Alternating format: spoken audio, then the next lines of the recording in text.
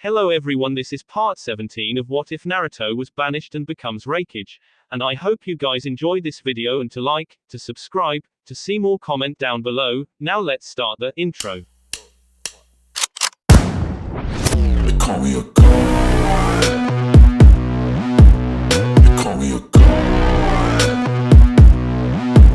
They call me a god. Last time on Raikage, when Naruto took the scrolls full of money and the letters and documents, he stated that when they come to the Alliance gathering in 2 months' time, to discuss the details and the arrangements of becoming a protectorate of the Heavenly Alliance, and how exactly they would pay back the rest of Naruto's inheritance, with the added interest.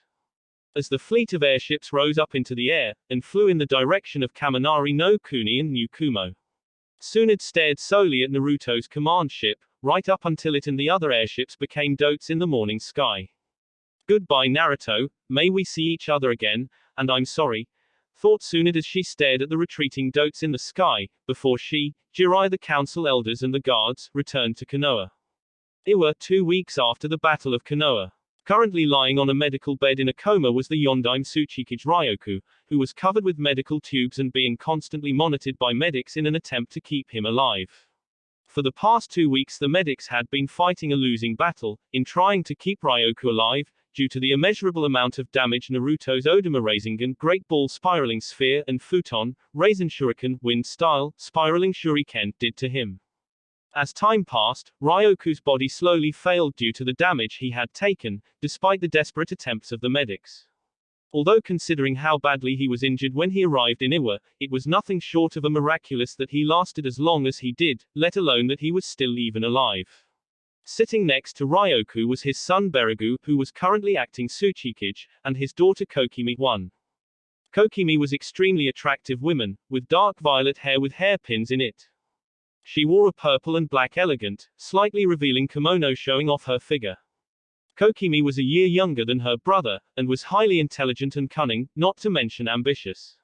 She wasn't afraid of using her beauty and sex appeal to get what she wanted, and she could easily manipulate those she wanted, and as great as her beauty was, she was twice as deadly in battle, as she was extremely deadly in the art of assassination, as well as highly skilled in combat and in using genjutsu and poisons. For the past 2 weeks things had not been easy for Berigu, as acting Tsuchikage, for when he and the remaining Iwa forces arrived, they soon learned of the attack on Iwa docks and the destruction of their fleets. After hearing of the attack, Berigu immediately took charge and ordered all force to take up defensive positions along the coast of the Northern Sea. He also increased defenses along Taki no Kuni Waterfall Country border, as well as all Heavenly Alliance member nations that bordered Tsuchi no Kuni Earth Country.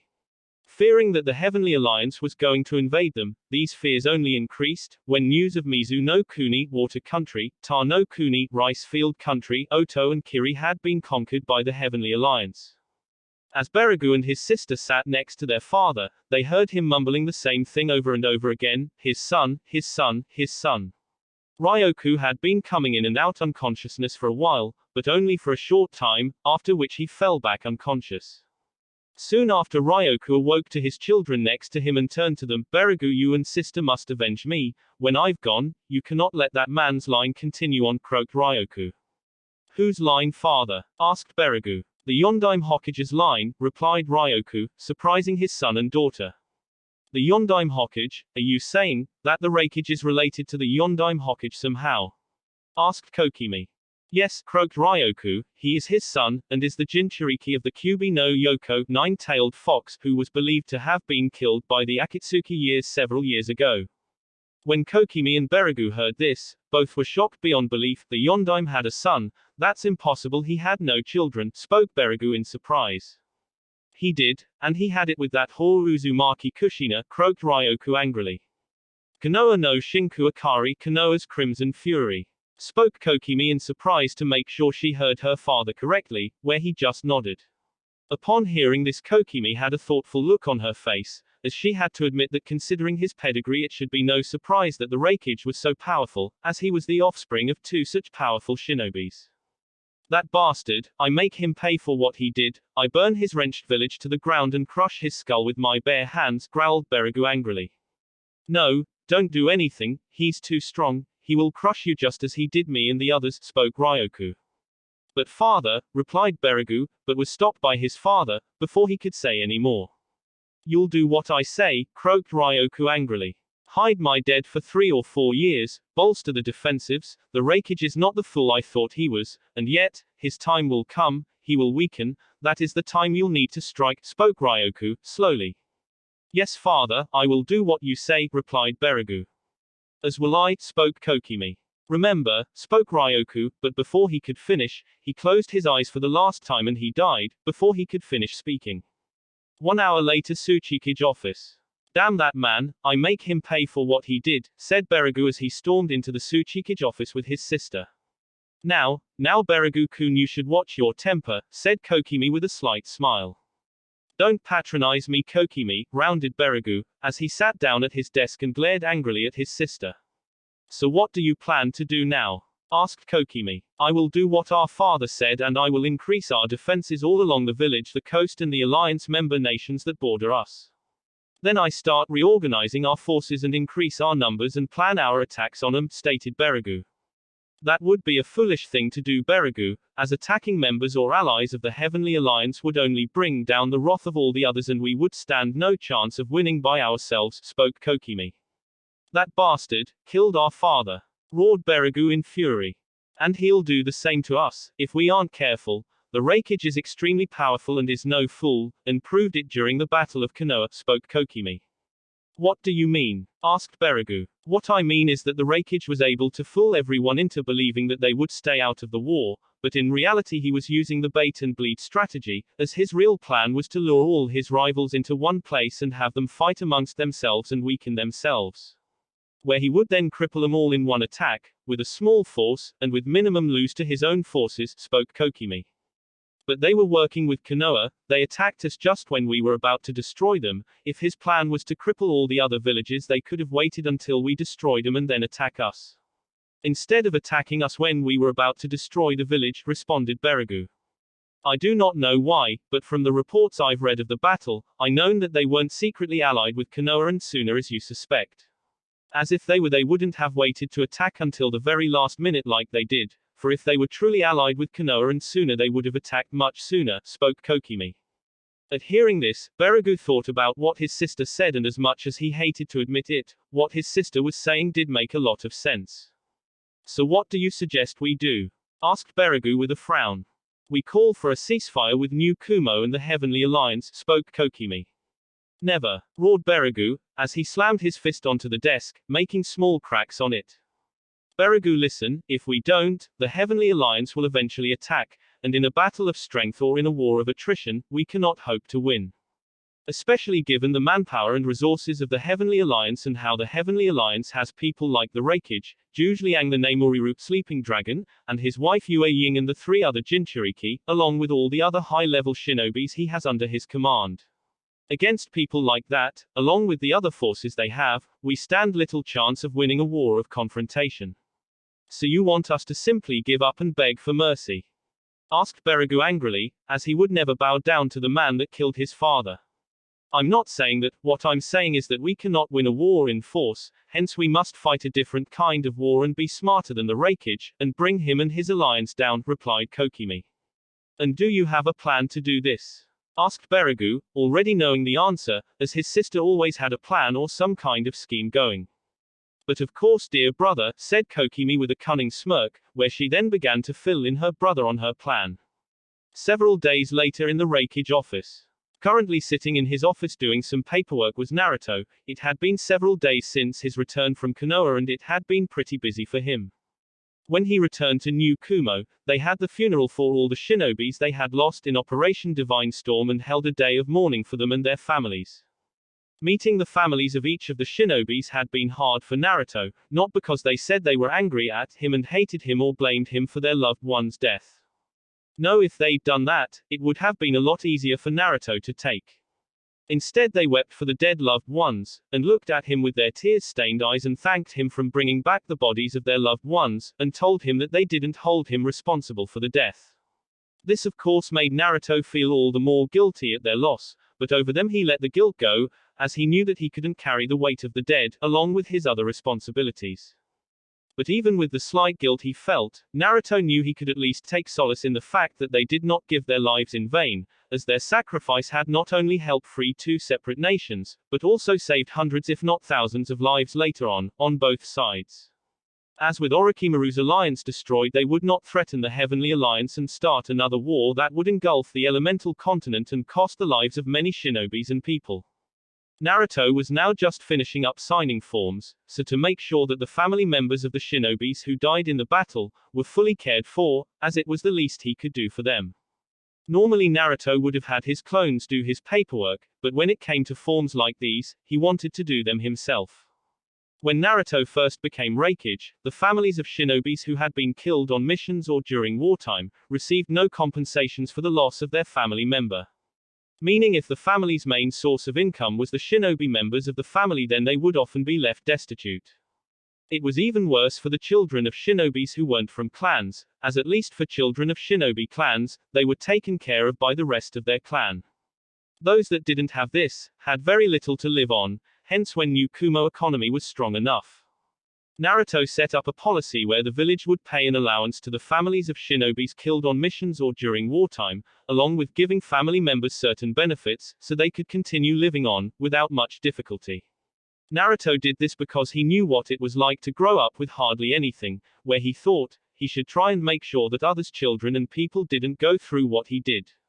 Once Naruto had finished signing all the forms, the doors of office opened, where Naruto's secretary Aiz Nanao entered the room. When Nanao entered, she simply said, "It's time," after which Naruto left the room with Nanao and Okatsu, who was in the room with him. After a few minutes of traveling through the Raikage Tower mountain, they entered the War Council room, where the other members of the War Council were waiting. Once everyone arrived, Naruto began the meeting. "Thank you all for coming, now we can begin this War Council meeting. Masato, would you care to begin?" Hi. Recent reports from my agents and contacts have informed me that Kusa is preparing to send an envoy to official surrender to us, as well as Konoha and Suna. The remainder Hanya clan has gone into hiding, so we don't know what their intentions are, although given the losses they suffered, it's unlikely they be any threat for some time. But even still, I've sent agents to gather any information on them. I've also done the same on gather information on Orochimaru's location and any of his bases in the elemental continent. What about the Shoten crystal release user that we capture? She was one of Orochimaru's chief lieutenants. Surely she would know them all, or at least most of his other bases, spoke Kai Wengi. I've yet to interrogate her, as I wish to gather more information on her from the other Oto prisoners first, before I confront her, so I'll know how to handle her, replied Masato. Very well, Masato, but please do so as quickly as you can, and inform me of everything you know, when you're finished interrogating the other prisoners, as we cannot afford to give Orochimaru too much time. For as weakened as he is right now, he is still a threat to us, as Orochimaru is the kind of person who hold grudges for a long time, especially against people who have crossed him. Not to mention we control the library of Benziton, something he desperately wants for himself, spoke Naruto. Hi Raikage-sama, responded Masato. What about Iwa, do you know what they're planning? Asked Tatara Hamrio, head of the Koten Steel release users. According to my intelligence, Iwa is strengthening the defenses and tightening their security, most likely fearing some kind of invasion from us. This has made gathering intelligence on them difficult, due to the tightened security, although thanks to Uki-san aka Chi no Megami, goddess of earth, help, I was able to make contact with some people in the village.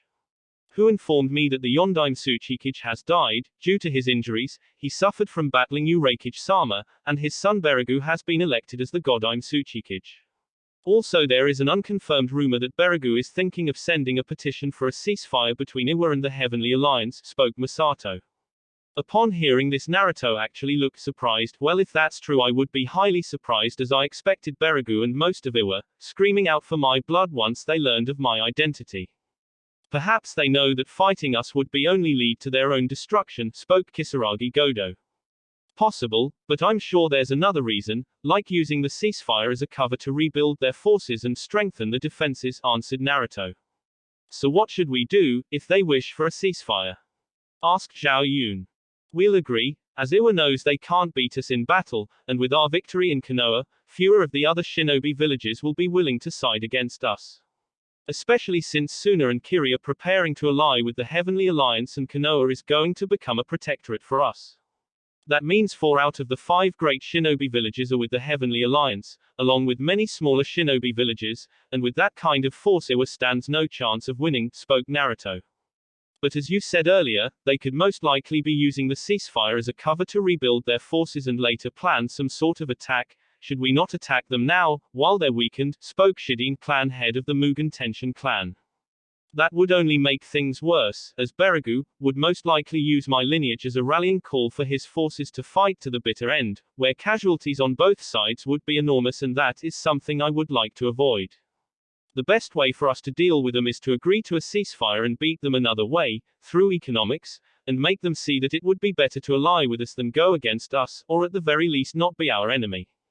Also, if they do offer a ceasefire and we agree to it, they will know that we'll be watching them, meaning they be less likely to try anything anytime soon, where by the time it be too late for them, spoke Naruto. For if they do attack us, they'll be seen as the aggressor and we'll be seen as the victims, where we'll have the public support of the non-alliance nations and any action we take against Iwa would be justified. At this there was some muttering among the War Council members, where after a few minutes they agreed, as what Naruto suggested could work and could avoid needless bloodshed. Once the matter on Iwa was resolved, Masato then continued on several other matters, after which he then sat down, where Naruto then turned to Seiwa Anasu, aka Kumo no Ashiryu, Ice Dragon of Kumo, Kurosui no Kami, God of Ice and Water, his Jonin commander and right-hand man as well as closest friend. Anasu, please tell us of the happenings of Kiri and Mizu no Kuni. Things in Kiri and Mizu no Kuni are moving forward slowly, although difficultly, as without having the Mizu Daimyo and the Godai Mizukage as the common enemy. The different factions are having difficulty working together, as each of the factions has their own agendas, spoke Anasu. Naruto was of course not surprised by this, as nearly after every coup or revolution, there is a civil war in the country, due to political beliefs in different factions, which was why he was determined not to let this happen. Thankfully though, the leaders of the stronger factions are in agreement, that it would be in their best interest, to work together. Hence the smaller and weaker factions are following the lead of the stronger factions, continued Anasu. Very good, and has Kiri elected a new Mizukage yet? Asked Naruto. Yes, they've elected the new Raikage Mizukage just before I left. Her name is Terumi Mei, and she was the leader of one of the largest factions of the Shinobi rebels, where a large part of it was made up the few bloodline holder survivors. She also a member of Sui clan, who wield the Fut and Boil release bloodline, which is one of the last remaining bloodline holding clans in Kiri from the bloodline purge. She is also a dual bloodline holder, said Anasu, surprising many on the War Council when they heard this. A dual blood holder, spoke Hiki Kane, commander of new Kumo Skyhawk ninjas, with surprise. As other than Naruto, he had never heard of anyone wielding more than one bloodline. Even then, Naruto only had his healing bloodline because of the side effects of the Kyuubi's chakra. How is that possible? Well, according to what I've been told, her mother was from the Sui clan and her father was an Iwa shinobi from the Naruto clan, who possessed the Yoten, lava release bloodline and who defected from Iwa to Kiri many years ago. Seemingly the Raikage Mizukage inherited both her parents' bloodlines and was given the name Terumi in the hopes of starting a new clan, wielding a dual bloodline, spoke Anasu. But even still, how is it that she has both bloodlines, as just because both parents have one, doesn't mean that any children they've will have both bloodlines, as it's more likely they've one or at the very least have neither, spoke Kane. Unohana-san, could you explain? Asked Naruto. Certainly, although researching and dealing with bloodlines is not my speciality, as you all may know, and from what I understand, bloodlines are genetic traits or even mutations that are passed down through clans. These genetic traits can often skip certain generations, meaning not everyone in a clan can have them. This is why some clans practice inbreeding or selective breeding in the hopes of keeping the bloodline strong within the clan, which in turn explains why there is so few people with dual bloodlines. As due to these selective breedings, clans with bloodlines did not try and mix with one another, for fear of losing their bloodlines to another clan. But even then, after the shinobi villages were formed, there are record cases of villages trying to combine two separate bloodlines, few of which succeeded, and those that did were later killed by rival villages for fear of what they could do, spoke Unohana. But that still doesn't explain the new Mizukage dual bloodline, spoke Kane. Please be patient, Kane-sama, as I am getting to the point, spoke Unohana, as she smiled kindly to him, although a dark intimidating aura surrounded her, as Unohana did not like be interrupted when speaking. When Kane saw this he gulped and started to sweat a little, as he swore he saw the image of a devil behind her. Plo apologize Unohana-sama, spoke a nervous Kane, who was not alone as everyone else on the War Council was equally nervous. Naruto was of course sympathetic to Kane's plight, as he had been on the receiving end of Unohana's wrath not too long ago, due to him leaving the hospital in Konoha when she told him not to. When he returned to New Kumo, Ritsu called him to the hospital for some examinations, where by the end of it all there wasn't a part of his body that wasn't hurting. After Tortu examining Naruto, Unohana then informed Killer Bee, Yugito and the others that, the next time they let Naruto leave the hospital, she would run some examinations on him, which of course got the desired effect, where Killer Bee and the other immediately understood. After the event, Naruto had even considered that he should have Unohana help Masato in interrogation, as after being examined by Unohana, he was ready to do just about anything for avoid being examined further by her. But then again, doing so could be considered cruel and inhumane. As I was saying, continued Unohana, even if two bloodline holders were to have a child together, it would be very rare for the child to have both bloodlines. This is because few bloodlines are compatible with one another, like for instance, a child of two separate dojutsu users cannot have both bloodlines, as each dojutsu requires different requirements in their body. Hence it would be impossible for two different dojutsus to be possessed by one user.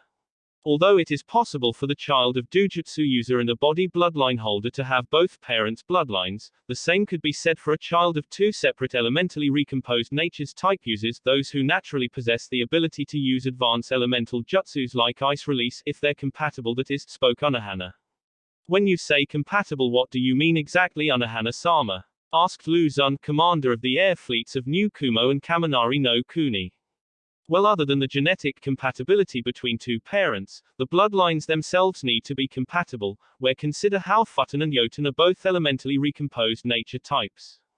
As well as both having similar abilities and have common element with each other, it would be possible for the Mizukage to have both her parents' bloodlines, answered Unohana. At hearing this, the War Council members had to agree, as what Unohana said did make some sense. It's surprising that Kiri made a bloodline holder, their Mizukage, considering the hostile natures many people would have for them, spoke Yoruichi. The faction leaders elected Mei-san as the Rokudai Mizukage, because she is not only strong, but they'd hoped it could help heal some of the wounds of the bloodline purge. As well as show a sign of change in Kirigaku, spoke Anasu, which pleased Naruto and the rest of the War Council, as it did show that Kiri was improving from its bloody past and the new government was trying to change things for the better. What is your opinion of the Mizukage? Asked Naruto. I believe she's a fine choice as she cares greatly for her people, and is both strong enough to be a Kage and quite intelligent, spoke Anasu, where Naruto just nodded. So what are our plans for Kiri and will they be willing to join us? Asked Suafon. The first order of business will be to help the new Mizukage and the new Mizu Daimyo, expunge the loyal followers of the Godai Mizukage and the pervious Mizu Daimyo, and make sure that they pay for their crimes.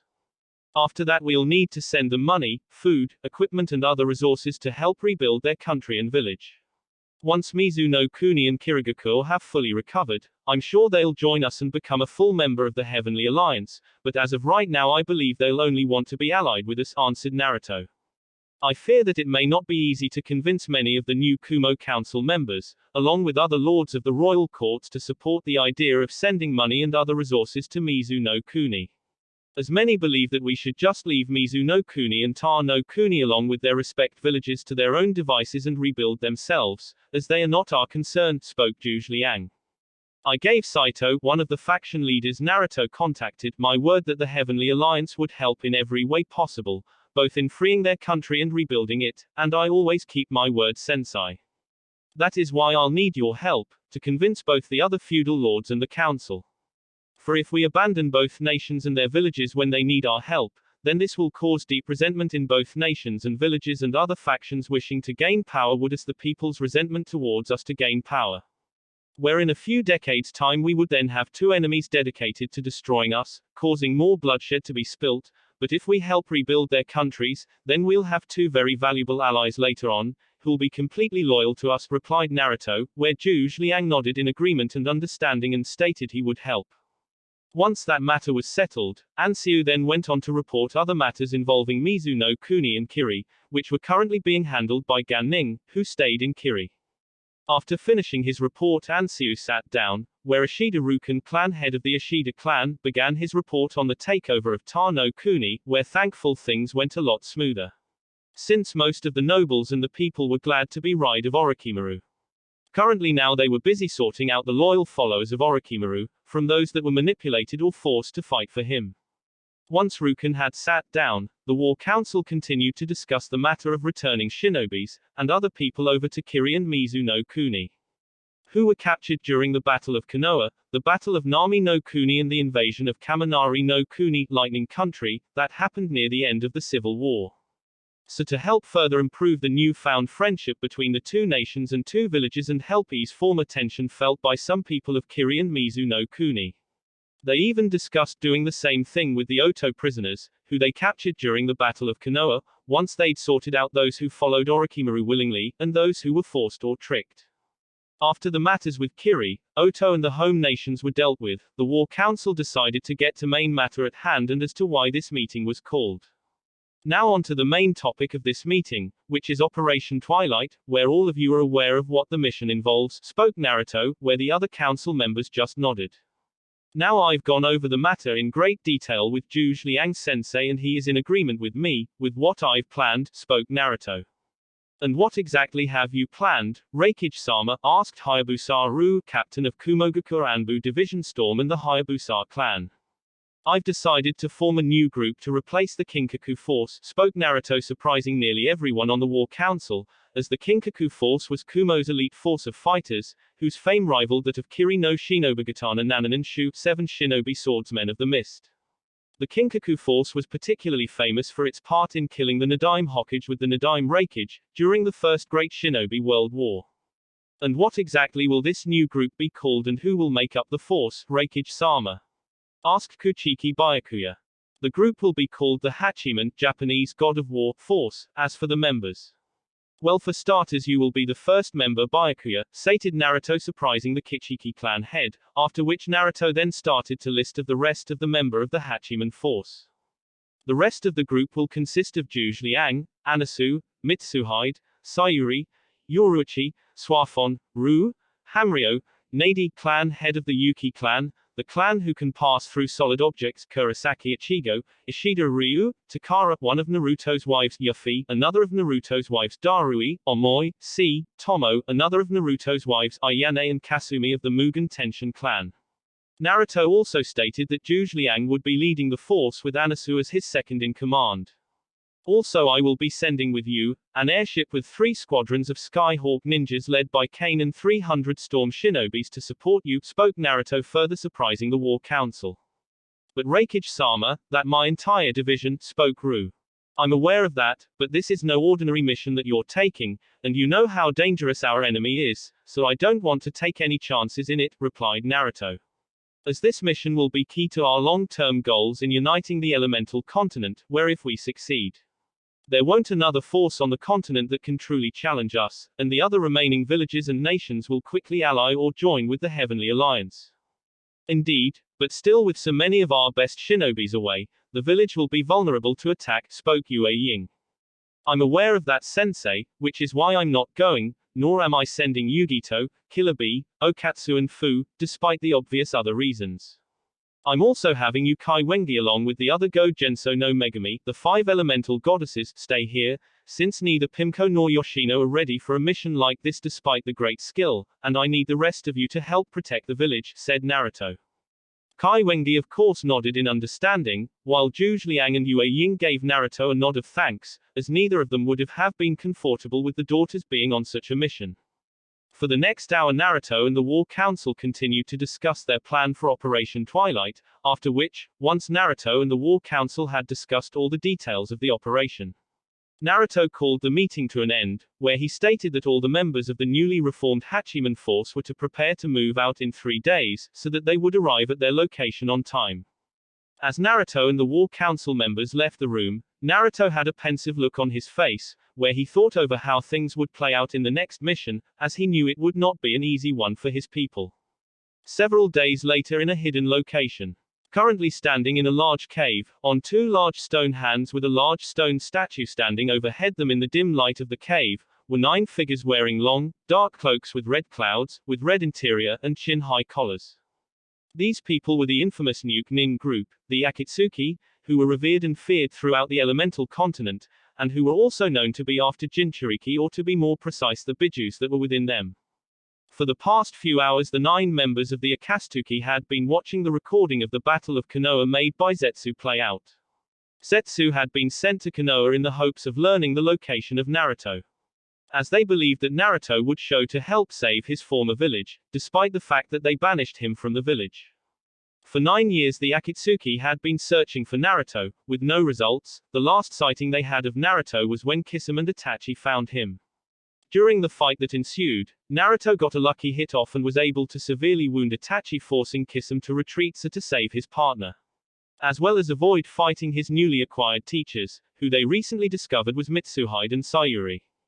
After the incident the Akatsuki learned that Naruto seemingly faked his death, making Konoha and everyone else think that they had captured him and extracted the Kyuubi from him. Even though the Akatsuki knew this was untrue, they did not bother denying it, as they knew no one would believe them, as well as adding the fact that it actually helped their cause. For if Konoha believed their Jinchuriki was dead, then no one would be looking for him and try to prevent them from capturing him. But even with this fact helping them, they lost all trace of Naruto. They were met with further failure when their attempt to capture Gaara failed, due to the interference of 2 unknown individuals, who appeared as they were about to extract the Ichibi no Shukaku, one-tailed Shukaku. The 2 individuals were dressed in similar outfits, where they both wore masks covering the bottom parts of their faces and wore long hooded trench coats that helped cover the rest of their faces. The only remarkable difference between them was the color of their trench coats, where the first individual wore a blue trench coat, while the other wore a white one.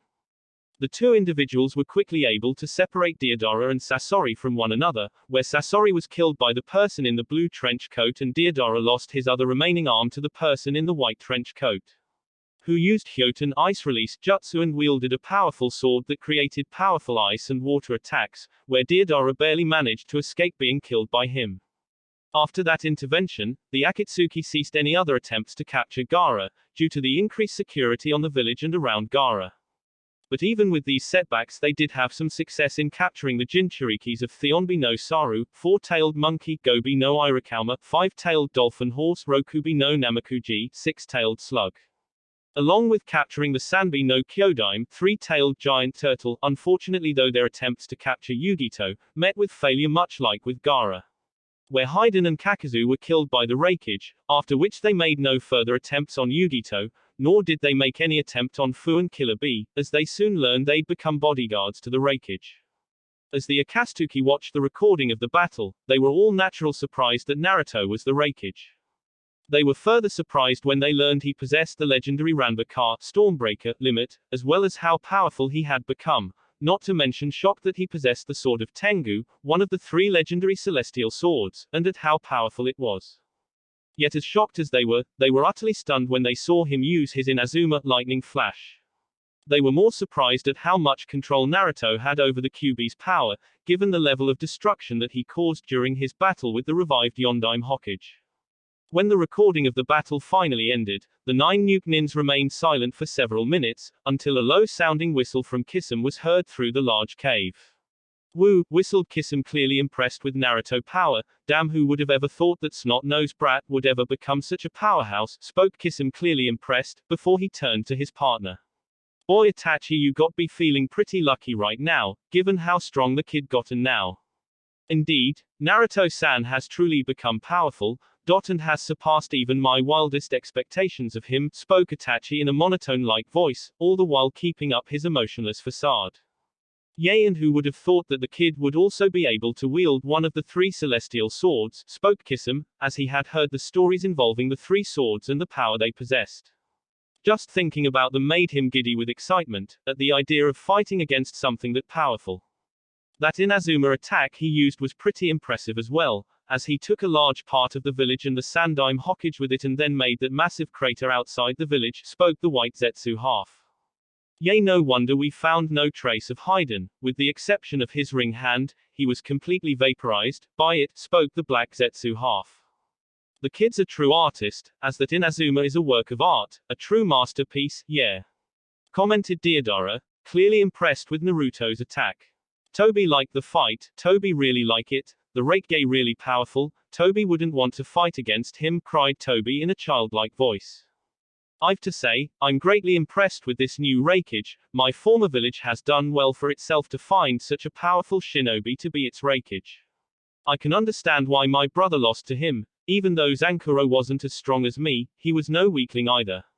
I wouldn't mind fighting him myself, just to see where I stood with him, commented one of the more recent members of the Akatsuki, Amiko Seikyo. Seikyo was one of the newest members of Akatsuki. He had joined the Nuke Nin group after Kakazu and Hiden's death, as Zatsu was somehow able to recover their rings. Seikyo was originally from Kumo and a member of the Amiko clan and was the younger brother of Amiko Zankuro, aka the Godime Raikage. Seikyo was born in Kumo to the famous Amiko clan, which birthed many powerful shinobis. Even compared to them, Seikyo had incredible talent and earned the rank of Jonin at age 13. Seikyo committed himself to the shinobi arts wholesomely and mastered all the Amiko clan skills, along with his bloodline the Karengu Sandapurusu Crying Thunder Pulse. Savaris' only desire in life was to become even stronger than he was now, and he held little interest for anything else, where he became obsessed with power. Much like Kisame, he was extremely bloodthirsty and a real fighting maniac, as he got his thrills out of fighting strong opponents. He also liked to play cruel and sadistic games with people to satisfy his narcissistic nature and enjoyed challenging himself through forced fights. When growing up, Seikyo cared little for his clan or even his own family, where he only cared for himself, but even despite that, he helped his clan seize power, where he led his clan members when they attacked Kicho's family, where he personally killed her father. He also played a part in his clan takeover of Kumo, where he assassinated the Yondaime Raikage. But after the takeover Seikyo left the village, before the civil war started, as he was bored with his clan's scheming and plans with ruling Kumo. A few years after he left, he came into contact with the Akatsuki, who had heard of him and offered him a place in their organization. Believing that it would fun, Seikyo agreed to join the organization. Seikyo was an attractive young man in his mid to late 20s, he wore the standard Akatsuki cloak and underneath it. He wore a sleeveless black zip-up top, with cream baggy jeans and black boots. He had green fingerless gloves and wore a pair of metal gauntlets and had long silvery hair tailed into a loose ponytail and had green eyes. He's fast, I give him that, but not as fast as me, commented Seikyo partner Senshi Risa, who like Seikyo was a new member of the organization. Like Kisame, Risa came from Kirigakure, where he fled his former village due to the bloodline crusade and abandoned his clan. Risa came from the Senshi clan, who were famed for their bloodline, the Jinten swift release. Risa was an extremely proud man to the point of arrogance, especially when it came to his speed, as it was the only thing he really cared about, as well as being recognized as the fastest shinobi in the world. Risa had blonde hair and underneath his standard Akatsuki cloak he wore a red jacket with yellow and black lightning bolts on it and wore a black shirt underneath that.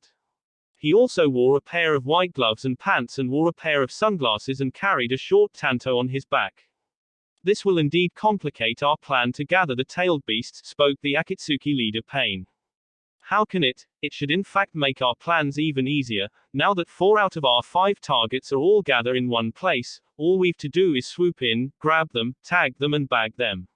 I do it myself, I zip before they know it and take them, spoke Risa. As believed he could speed into the village, knock them out and capture them before they or the village would know what happened. Don't be a fool Risa, weren't you watching the battle? The Raikage fought and defeated 2 Cage level and 2 High Jonin level shinobi single-handedly. After which he fought and defeated Orochimaru, his subordinate Kabuto, who was a High Jonin level shinobi, and all 4 of the previous Hokages, who were revived by Kuchiyos, Edo Tensei summoning, Impure World Resurrection, and did what was thought impossible and killed them.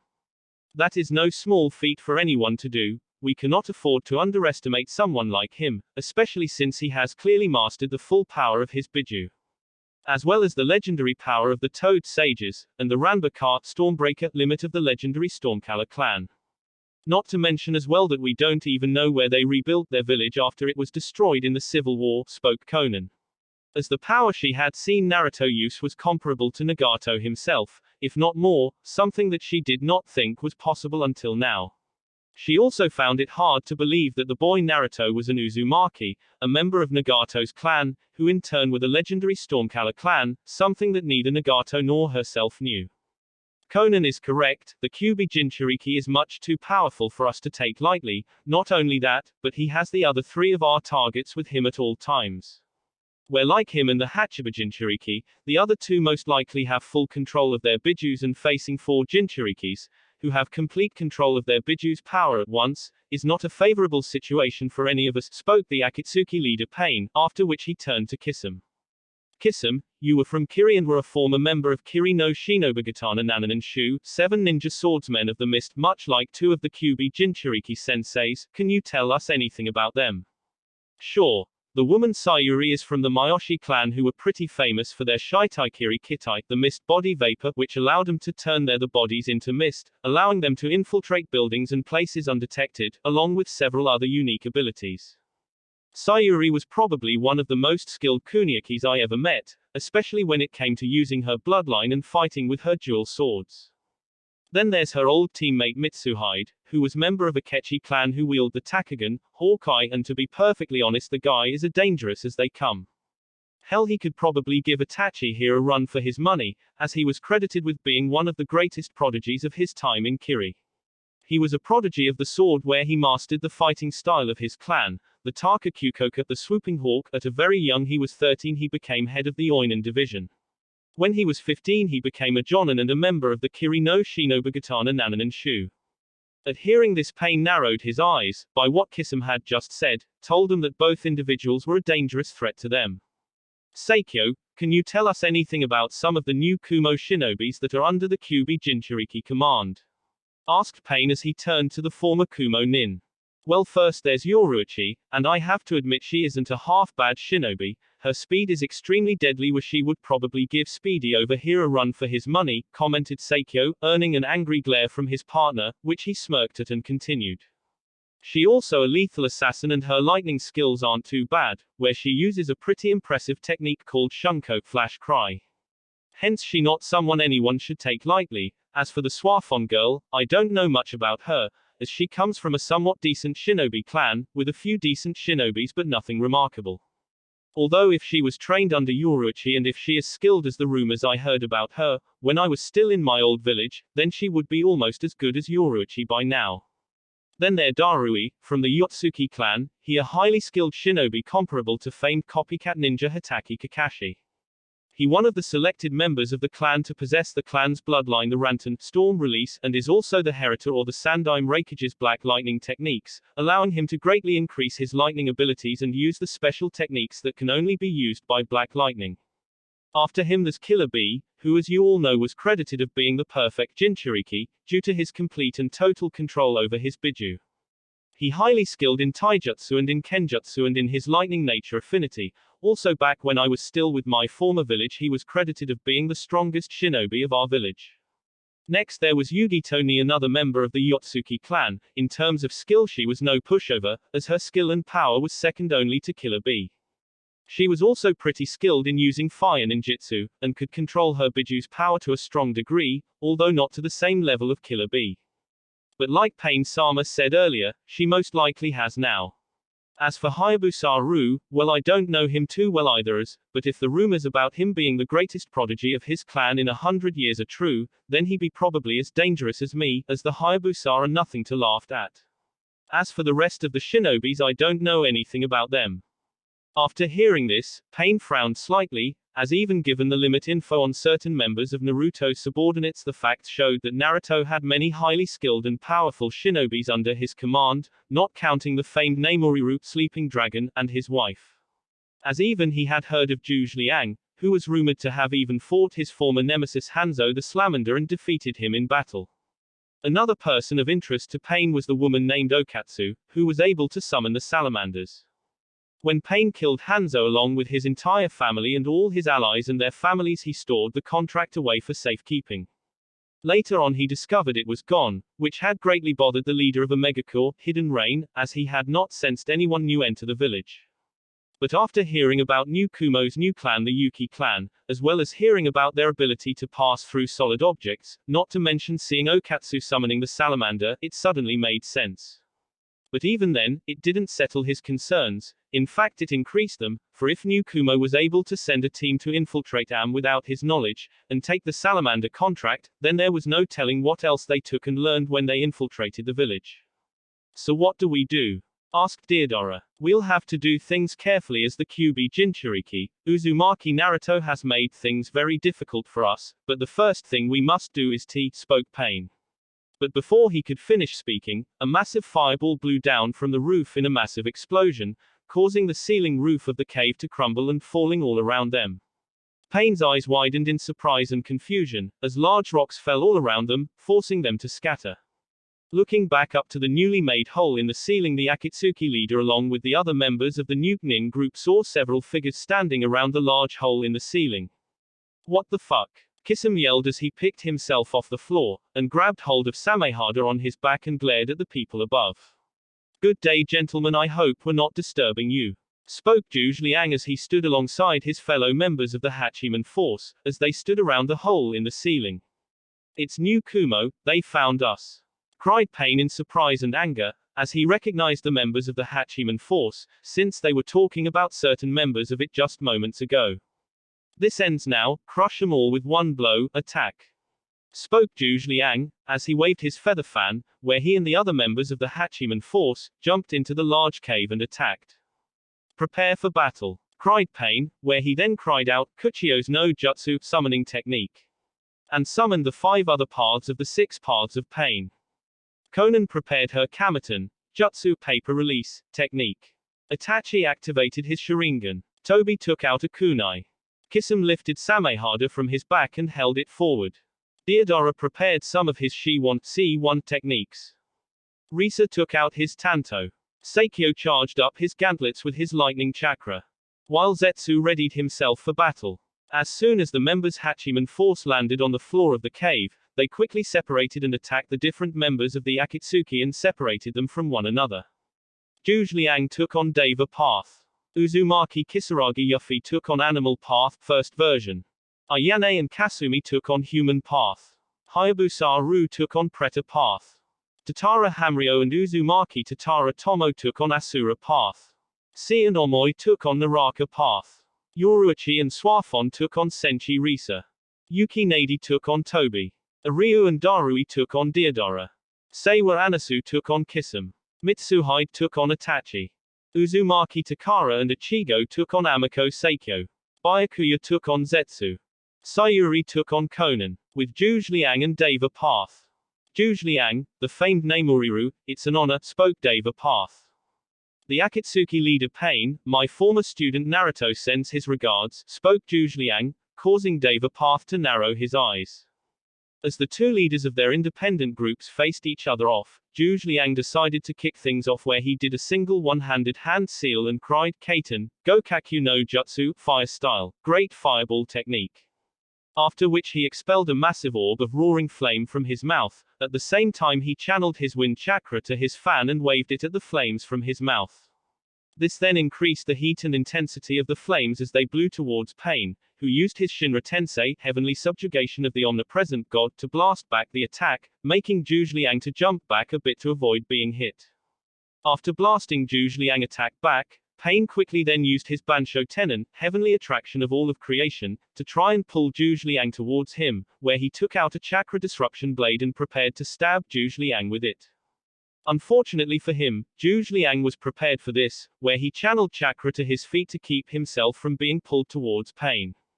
After which he then channeled more of his wind chakra to his fan and the cried out Eat, Daikamiteki no Jutsu, great sickle weasel technique. Creating a great vacuum of wind towards Pain, who used his Shinra Tensei once again to break the wind attack. But as soon as he did this, Zhuge Liang used Doton, Yomi Numa Earth style, swamp of the underworld where the surface of the ground beneath Pain into mud, where he began to sink into the ground. Zhuge Liang then did another single one-handed hand seal and cried out Raiten, Kangekiha, lightning style, wave of inspiration. And generated a large amount of electricity in his hand and fired it at Pain, who was still stuck in the mud. seeing the attack coming towards him and immediately cried out, Shinra Tensei, where he used the jutsu to push him up into the air out of the mud and to avoid the lightning attack. Although as soon as Deva Path landed back on the ground, Zhuge Liang did two quick one-handed hand seals and then cried out, Suten, Mizurappa, water style, violent water wave, and blew out a long stream of water from his mouth. Reacting quickly after seeing the water attack coming towards him, Deva Path did a single hand seal and cried out, Doten, Doryuheiki, earth style wall, creating a large wall of earth in front of him and protecting him from Zhuge Liang's water attack. Seeing this, Zhuge Liang did a single one-handed hand seal and cried out, Magen, Goka, demonic illusion, hellfire. After which several dozen large pillars of fire burst out of the ground and surrounded Pain like a cage. Deva Path brought up his arms to his face to block the heat of the flames, but before he could try anything, an even larger pillar of fire exploded from underneath him and enveloped him and began to burn his body.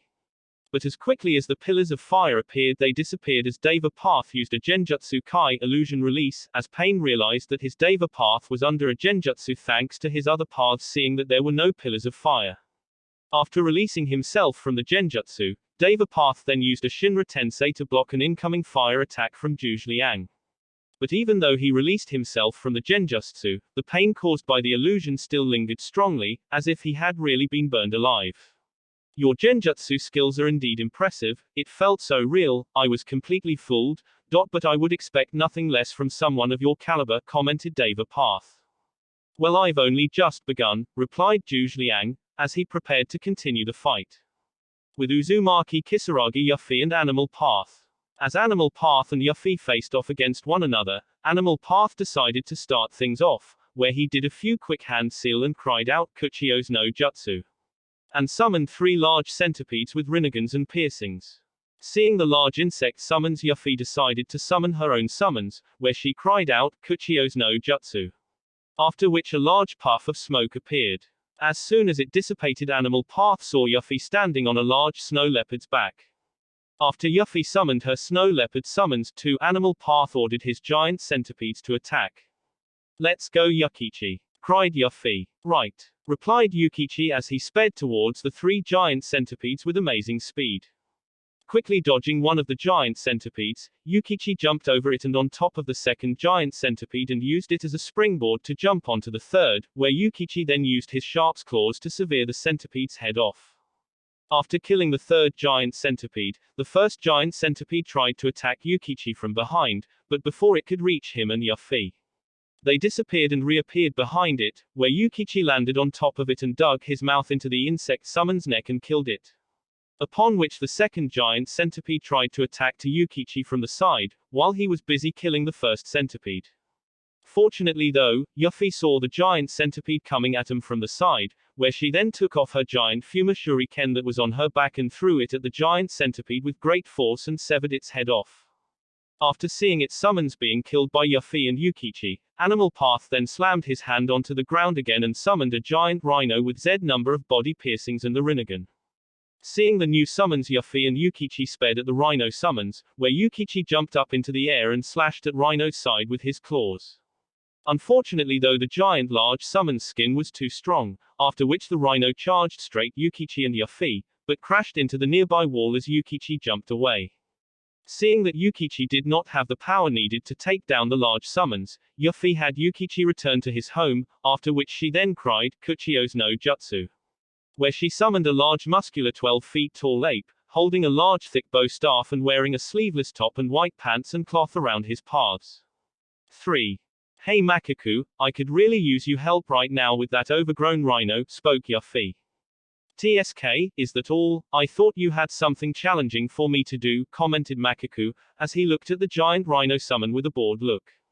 Upon seeing what Yuffie has summoned, Animal Path then had the rhino summon charge at Makaku head on. Makaku of course did not look the least bit concerned and held his ground, just when the rhino summons was about to hit him. Makaku brought up his arm and grabbed the rhino summons by its horn, and in an incredible feat of strength, lifted the giant summons into the air, with his one hand and threw the rhino summons over him and into the wall behind him. Quickly though, the large summons lifted itself up, and charged at Makaku again, but when it came close enough, Makaku then brought his massive bow staff and hit the giant summon in the side of the head. After which he then quickly brought the bow staff up and swung the bow staff down on the rhino's head and slamming it down onto the ground hard, making a large dent in it, upon which it then puffed away in a cloud of smoke. "PHF, that was pathetic," commented Makaku. Upon seeing his rhino summons being destroyed, Animal Path narrowed his eyes, but as he did Pain noticed Yuffie throwing her large Fuma shuriken at him from behind, from one of his other paths that were looking in his direction at the moment. When Pain saw the Fuma shuriken coming at Animal Path from behind, he had Animal Path quickly spin around to face the incoming Fuma shuriken and cried out, "Kuchio's no jutsu." When the Fuma shuriken entered the cloud of smoke in front of Animal Path, there was a clanging sound, as if the Fuma shuriken had hit something hard. When the smoke dissipated, Yuffie saw that instead of hitting Animal Path, her Fuma shuriken hit a giant panda with piercings and the Rinnegan eyes. But as soon as Animal Path had summoned the giant panda to protect him, he quickly jumped away to avoid another attack from behind from Makaku, who came behind Animal Path and swung his large bow staff and tried to hit Animal Path with it. But when Animal Path jumped away, Makaku only hit the giant panda summons, and hit it with such great force that he cracked the giant panda's rock-hard skin, and sent the summon flying into the nearby wall, making a large dent in it and then puffed away. When Animal Path landed several feet away, he saw his summons being sent flying into the nearby cave wall and puffing away. Very impressive. It seems that the famed multiple summons of the Kisaragi clan live up to their reputation, spoke Animal Path, as he stared at his opponents.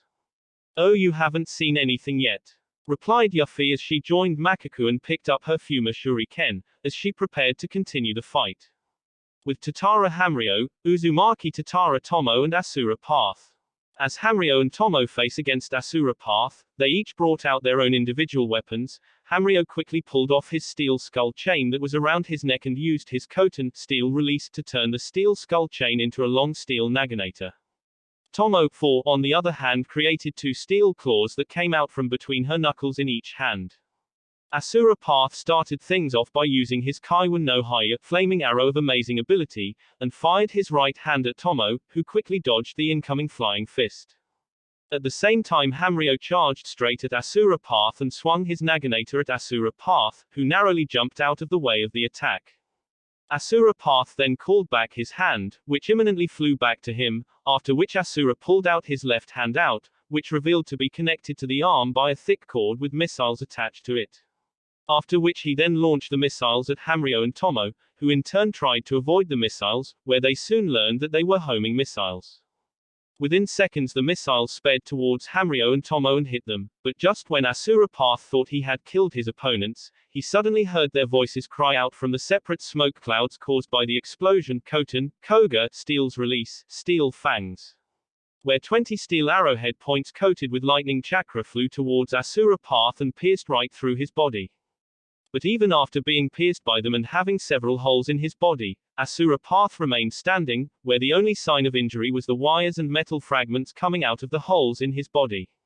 When the smoke dissipated, Asura Path soon saw both Hamryo and Tomo standing, with their clothes in tatters, but relatively unharmed, thanks to their Koten, Makankaku no Yoroi steel release, impervious armor, which turned their entire bodies into black steel. That allowed them to withstand the missile attack without any harm to them. After the missile attack ended, Hamryo and Tomo quickly went on the offensive, where Tomo retracted the blades that came out from between her knuckles. After which she then did a few quick hand seals and slammed her hand onto the ground and cried out, "Koten, Kutetsu no Toga, steel release, steel spike." 5. As soon as Tomo did this, several dozen steel spikes came out of the ground from underneath Asura Path and attempted to pierce him. But fortunately for Asura Path, he was able to use his chakra propulsion boots to launch himself into the air, and avoid being impaled by the steel spikes. Not letting him get away, Hamryo stabbed his naginator into the ground and then did a few quick hand seals and extended one arm towards his Asura Path, with the hand outstretched. He then cried out, "Koten, Komu, steel release, steel spears." Firing several medium-sized spears from his hand and at Asura Path. Asura Path tried to dodge the steel spears, while he was flying in the air, but there were too many and they were coming in too fast for him to dodge them all, where one of them pierced his left jet boot. After which he lost his momentum and he was forced fall back onto the ground. Once he landed back on the ground, Asura Path immediately opened the top of its head, revealing a sort of cannon. The cannon then released a massive laser blast at Tomo Honryo. Reacting quickly, both Tomo and Honryo did several more high-speed hand seals and cried out Koten, Ko Heiki, steel release, steel wall. C. Upon which a large steel wall appeared out of the ground in front of Honryo and Tomo. When the laser hit the wall there was a powerful explosion that devastates the surrounding area, but the wall withstood the attack. When the attack ended, Honryo and Tomo brought down the steel wall, where Tomo created two steel claws from between her knuckles, while Honryo picked up his Naginator. After which the two cousins charged forward at Asura Path. Honryo started things off by swinging his blade at Asura Path, who dodged the attack, but did lose his left hand as it was cut off. Also, as he was dodging, he did not expect the high air pressure caused by Honryo's Naginator as he swung it. As thanks to Koten, Makankaku no Yoroi, it not only dramatically increased Honryo's defensive power, but also his offense power. As when hitting someone, Honryo's strength increased to the level where he could shatter bone with a single punch or swing a weapon with incredible force. As Asura Path was blown sideways by the air pressure caused by Honryo's attack, Tomo appeared in front of him and hit him with a powerful punch in the stomach, creating a large hole in it from the claws in the fist. After hitting Asura Path, she sent him flying into a nearby cave wall and caused a large dent in it. As like with Honryo, Tomo's strength and power was dramatically increased by the Koten, Makankaku no Yoroi. After sending Asura Path flying into the wall, Tomo rejoined her cousin and stared at Asura Path, who was slumped against the cave wall, as they were unsure if they had beaten him or not. Honryo was about to walk towards Asura Path to see his condition, but after taking a single step, he and Tomo saw Asura Path stand up and then throw off his Akatsuki cloak, revealing 4 extra arms. With the cloak gone, he also revealed that he had 3 faces, each with a different expression, and 2 of which appeared from the sides of its head: happy, its normal face, angry, and neutral. It also now showed that it had a long, saw-like tail, which stretched from his back over his head like a scorpion. Seeing this, the 2 Koten users knew that this fight was far from over and was only really beginning now, where they then prepared to continue the fight. With Ayane, Kasumi and Human Path. Currently facing against Human Path were Ayane and Kasumi, who were both sisters, or to be more precise they were half-sisters, where the girls shared the same mother but had different fathers. Both girls were highly skilled and gifted kunoikis, especially when using their clan's taijutsu fighting styles, making them excellent opponents to face Human Path in a taijutsu battle. Kasumi, 6, was an honorable and kind-spirited person, and although a highly skilled kunoiki with deadly abilities, she did not enjoy or wish to fight. But even with this, there were times where she refused to show mercy, one such time being, where she saw an entire village of innocent people being slaughtered by the former Lightning Daimyo's forces, during the Civil War. Kasumi came from the Mugen Tenshin clan, who were famed for the great taijutsu fighting skill and power in battle, along with the unique ninjutsu. She was the second child and only daughter of the clan head Shiden. During the Civil War, her clan fought against the godime Raikage and the former Lightning Daimyo's forces along with the other rebel factions. After the Civil War was won, much of her clan's laws and traditions had to change due to Naruto becoming Raikage, as he declared that to prevent another civil war, certain laws and tradition were outdated and needed to be changed. Also after the Civil War, Kasumi married her long-time love interest, the new Hayabusa clan head Ru, through an arranged marriage, as her father had wished to strengthen the 2 clans' friendly relationship. Kasumi was a slender, physically fit young woman of average height, but with an extremely buxom, curvy figure. She had a round face, small facial features and wide, brown eyes, with copper-like hair that went waist-length hair. She wore a black ninja dress with black stockings and gold trimming, detailing with a red obi around her waist and a pair of black armguards with gold edgings on both her arms and long black sleeves. Ayane, 6, on the other hand, was the daughter of the clan head Shiden's wife Ayami, and his brother Reidu, who betrayed their clan and sold secrets to Kumo's enemies and raped Ayami. When growing up, Ayane was treated as an outcast by her clan and even the village for being the bastard child of a traitor. The only friends she had when growing up was her best friend Yugito and Yugito's sensei Killer Bee, who knew what it was like to be outcasts. Despite being treated an outcast, Ayane proved herself to be a highly gifted shinobi, and turned into a determined, strong, secretive and deadly young woman, earning her the nickname Josei Tengu, female Tengu. During the civil war she sided with her clan against the godime Raikage and the former lightning daimyo and proved herself further to others. After the civil war her uncle Shiden had her marry the new Raikage Naruto to form a strong relationship with the new Raikage and the clan he would later start. At first Ayane resented being married off to Naruto, but over time she grew to care for him greatly, as like her, he knew what it was like to be treated as an outcast or a demon for something that wasn't her fault. He even shared some of the things that he went through when he was growing up in Konoha, thereby building a relationship between the two of them. This relationship grew stronger when Naruto helped avenge herself by finding her father, Reidu, and allowing her to execute him for his crimes. Mostly due to the way she was treated as a child, Ayane possessed a detached, cynical outlook on life, and is completely driven by the desire to prove to herself and others that she is better than those that condemned her. She did have a tendency to talk down to people, mostly with Kasumi, and acted antagonistic to her, due to her experiences growing up, and despised anything or anyone that reminded her of her past. However, despite her cruel behavior, she wasn't entirely cold and heartless. She did form working relationships with those around her, and even loving, emotional attachments like Naruto after she married him.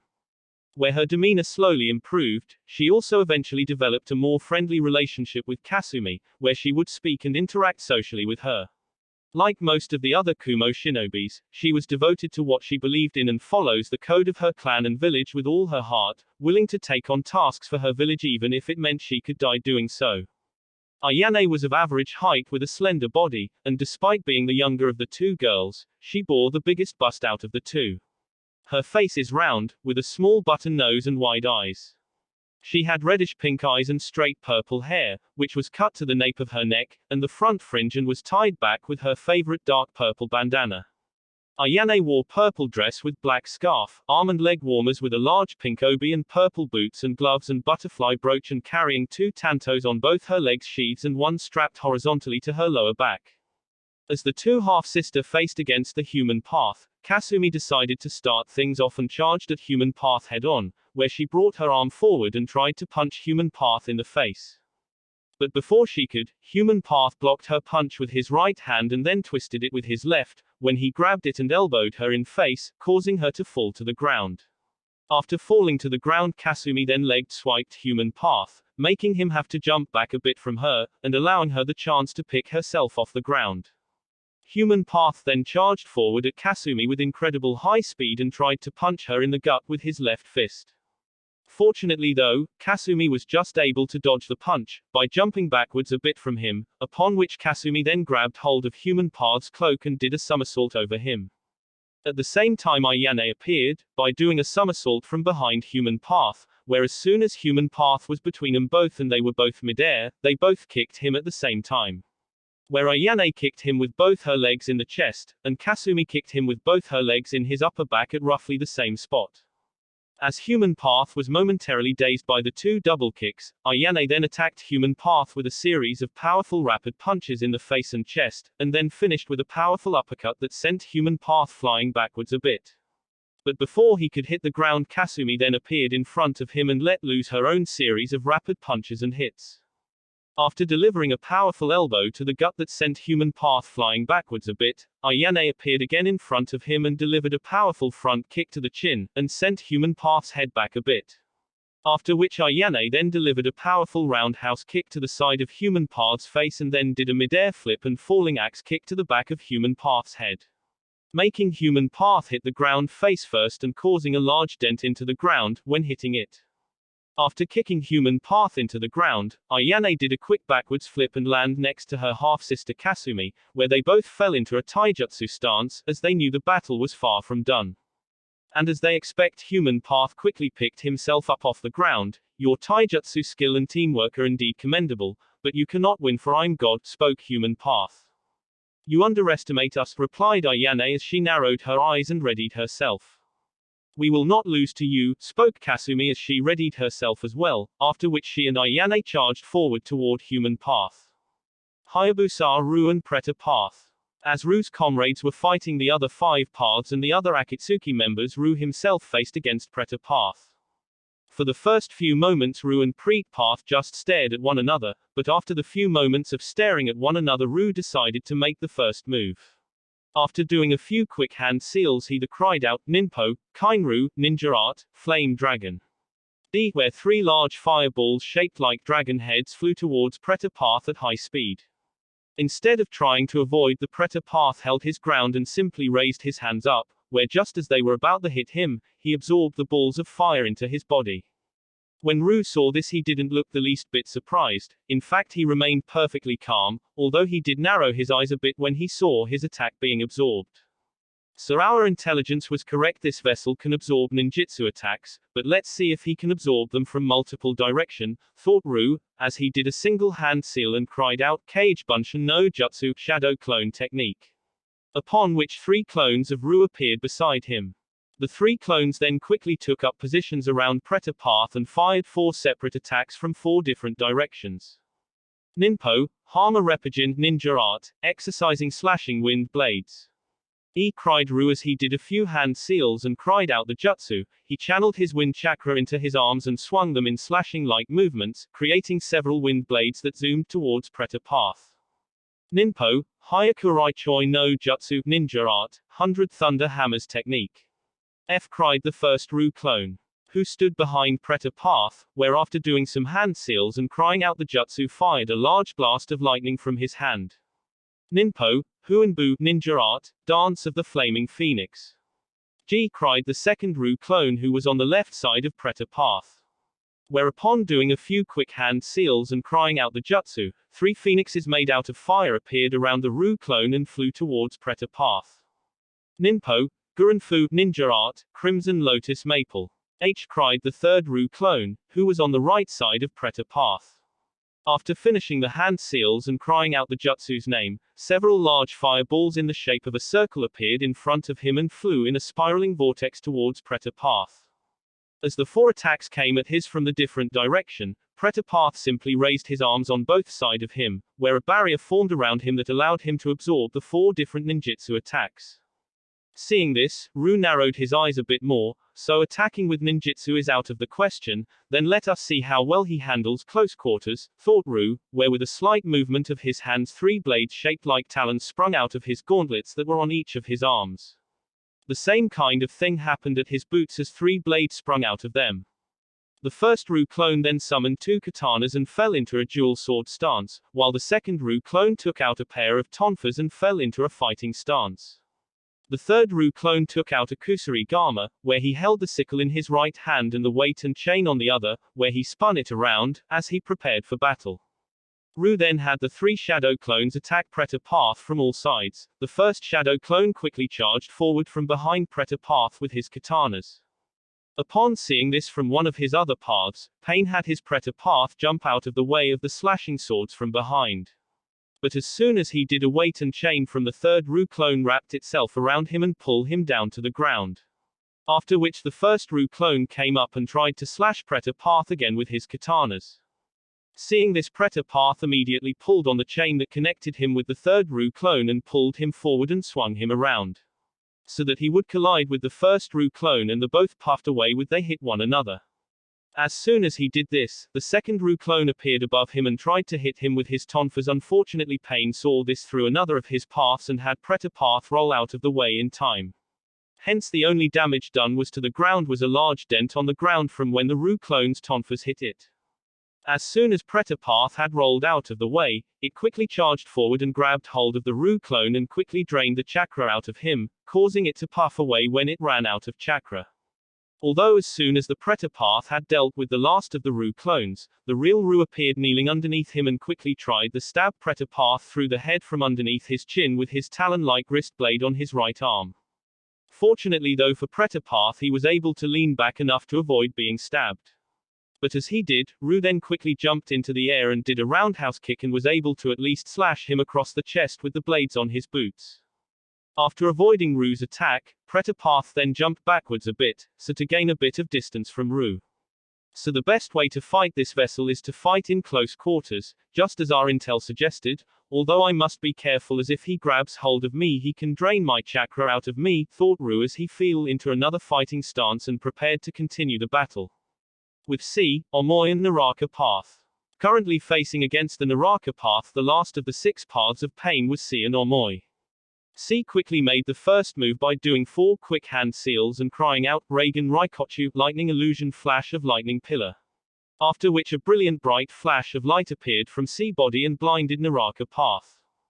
Once the light died down and Naraka path was still blinded by the attack, Omi moved in, where he quickly drew his katana and channeled his lightning chakra into and slashed at Naraka path with his katana. Luckily for Naraka path, Pain had one of his other paths to look in Naraka path direction and see the incoming attack from Omoi and have jump out of the way of the slash. After jumping into the air, Naraka path tried to attack Omoi from above, but just as he was about to hit him, Omoi used his Kumo Ru Mikazuki Kiri cloud-style crescent moon beheading to block Naraka path's attack and force him back. Once Naraka path jumped back, C regrouped with Omoi, where the 2 new Kumo shinobi and prepared to attack again. With Yoruichi, Suafon and Senshi Risa. Currently facing against Risa was Yoruichi and Suafon, both kunoiki, quickly sped forward at high speed towards the Akatsuki member.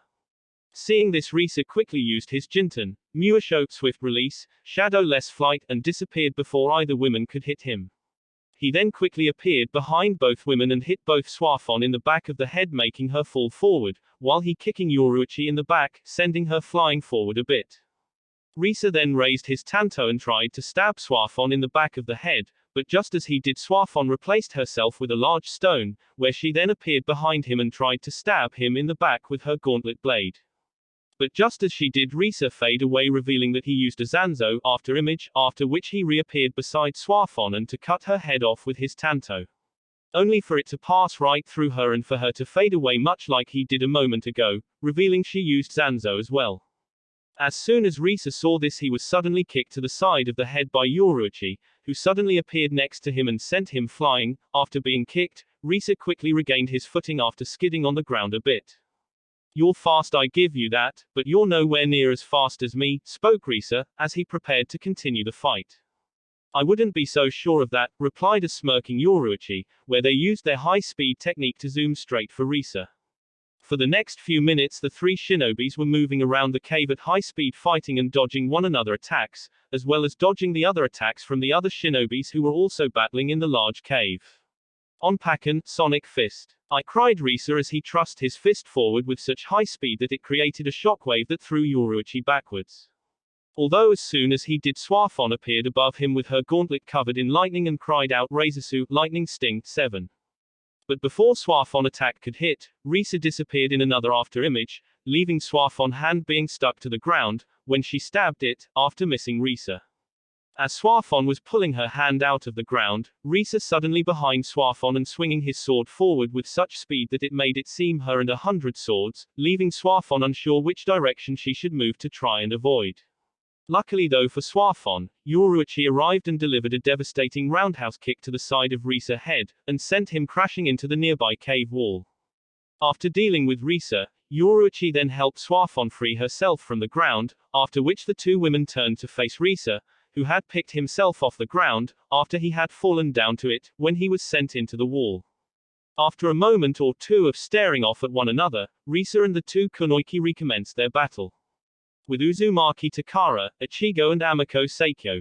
Facing against the Kumo nuke nin Seikyo was Takara, 8, and Ichigo, who readied themselves, as they knew that Seikyo was not someone they could underestimate or let the guard down. So which of you has the courage to take me on first? Asked Seikyo with an arrogant sadistic smirk. Deciding to go first, Ichigo charged forward with his black sword and swung in a diagonal slash at Seikyo's neck. Seikyo of course blocked the sword with his left arm gauntlet, without much trouble. Not bad kid, but not good enough, spoke Seikyo, with a sinister smirk, before he pushed Ichigo back and delivered a powerful kick to Ichigo's side and sent him back a bit. As soon as Seikyo did this, Takara charged forward with his fist surrounded by lightning, indicating she was using her Raikage, Thunder Fist, where she then punched at Seikyo, who quickly blocked her punch. By raising his right arm gauntlet and covered it with lightning, although the power of Takara punch still pushed him back a bit.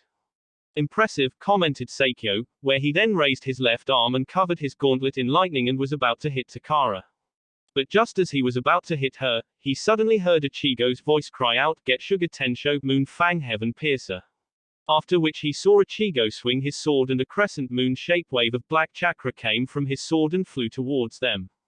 Seeing this, Seikyo quickly moved out of the way of the attack, as did Takara, whereas they did, a deep gash was made into the ground by the attack as it flew by.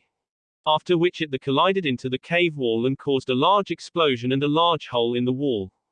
When Seikyo dodged Ichigo's attack, Ichigo then disappeared and reappeared right in front of Seikyo and swung his blade at him again, where Seikyo was barely able to block the attack with his gauntlet. For the next minute or two, Seikyo was on the defensive, barely blocking Ichigo's fast move attacks, as he kept attack from different directions and swinging his sword at high speed. Seeing that he could barely keep up with Ichigo's movement, Seikyo quickly amplified his bioelectric current in his body and used it to enhance his speed and strength, allowing him to keep up with Ichigo's fast movements and push him back. The technique itself was similar to the effects of the Raiten no Yoroi lightning release armor, but unlike that, the technique required no chakra to use, and was completely self-efficient. Raiten no Yoroi itself was originally based on this technique, which in turn was created by his clan thanks to their bloodline. After using his lightning-enhancing technique, Seikyo was able to keep up with Ichigo's high speed, where the two of them battled each other in a close-quarter battle. As Seikyo blocked another of Ichigo's sword strike with his right arm gauntlet and pushed him back, Takara appeared above him in midair and brought her fist forward and tried to hit him. Luckily though for Seikyo, he was able to dodge the attack by jumping backwards, where Takara just hit the ground, but caused a large crater on the ground. After avoiding Takara's attack, Seikyo quickly gathered a large amount of lightning into his hand and then shouted out, Raiten, Raikage, lightning style, lightning bolt. And fired a large bolt of lightning at Takara. Before the lightning could hit Takara, Ichigo quickly fired another Getsuga Tensho and intercepted the lightning attack before it could hit Takara and causing a large explosion. Once the explosion died down, both Ichigo and Takara charged forward from different directions, hoping to hit Seikyo from an unguarded side. Unfortunately, Seikyo was prepared for this, where he then did a single hand seal and cried out, Raiten, Kaminari Funsai, lightning style, lightning flux. After which, a large amount of lightning erupted from Seikyo's body, shocking both Ichigo and Takara and forcing them both away from one another. After being hit by the lightning, both Ichigo and Takara skidded across the ground, a bit, where they struggled to move thanks to hitting Seikyo's lightning defense, where the lightning stiffened their muscles. With both his opponents temporarily disabled, Seikyo decided to end this, where he did a single hand seal and spoke, Raiten, Kage Bunshin, lightning style, shadow clone, and created a shadow clone. When he created the clone, Seikyo then had the clone attack Takara, while he himself attacked Ichigo. As Takara was slowly picking herself up, she saw Seikyo create the clone of himself and saw the clone running towards her and closing the distance between them very quickly, at high shinobi speed. Knowing that she didn't have much time, Takara forced herself up, as quickly as she could, due to the lightning still affecting her body. As the Seikyo's shadow clone neared her, Takara waited until the right moment, where just as the shadow clone was on top of her and was about to hit her, she did a backwards somersault and kicked the clone right below the chin, sending it falling backwards. Where after landing back on her feet and before the clone could fully recover from the kick, she did two quick hand seals and cried out, Suten, Mizutama, water style, water bullet. Upon which Takara spat out three large high-speed balls of water from her mouth and shot them at the clone, and at the same time enhanced the balls of water with her lightning affinity, so to increase the water bullet's power. As soon as the lightning-enhanced water bullets hit the shadow clone, it quickly reverted into its natural state. At the same time that Takara was fighting the Seikyo shadow clone, the real Seikyo was battling with Ichigo, who was unable to move at his normal high speed due to the lightning still affecting his body. For past few minutes he was mainly on the defensive, blocking Seikyo's attacks with his sword. You're not half bad, kid, I'm actually working up a sweat, but still you're nowhere near my level, said Seikyo with a sneer, as Ichigo blocked another of his punches with his lightning-enhanced gauntlets.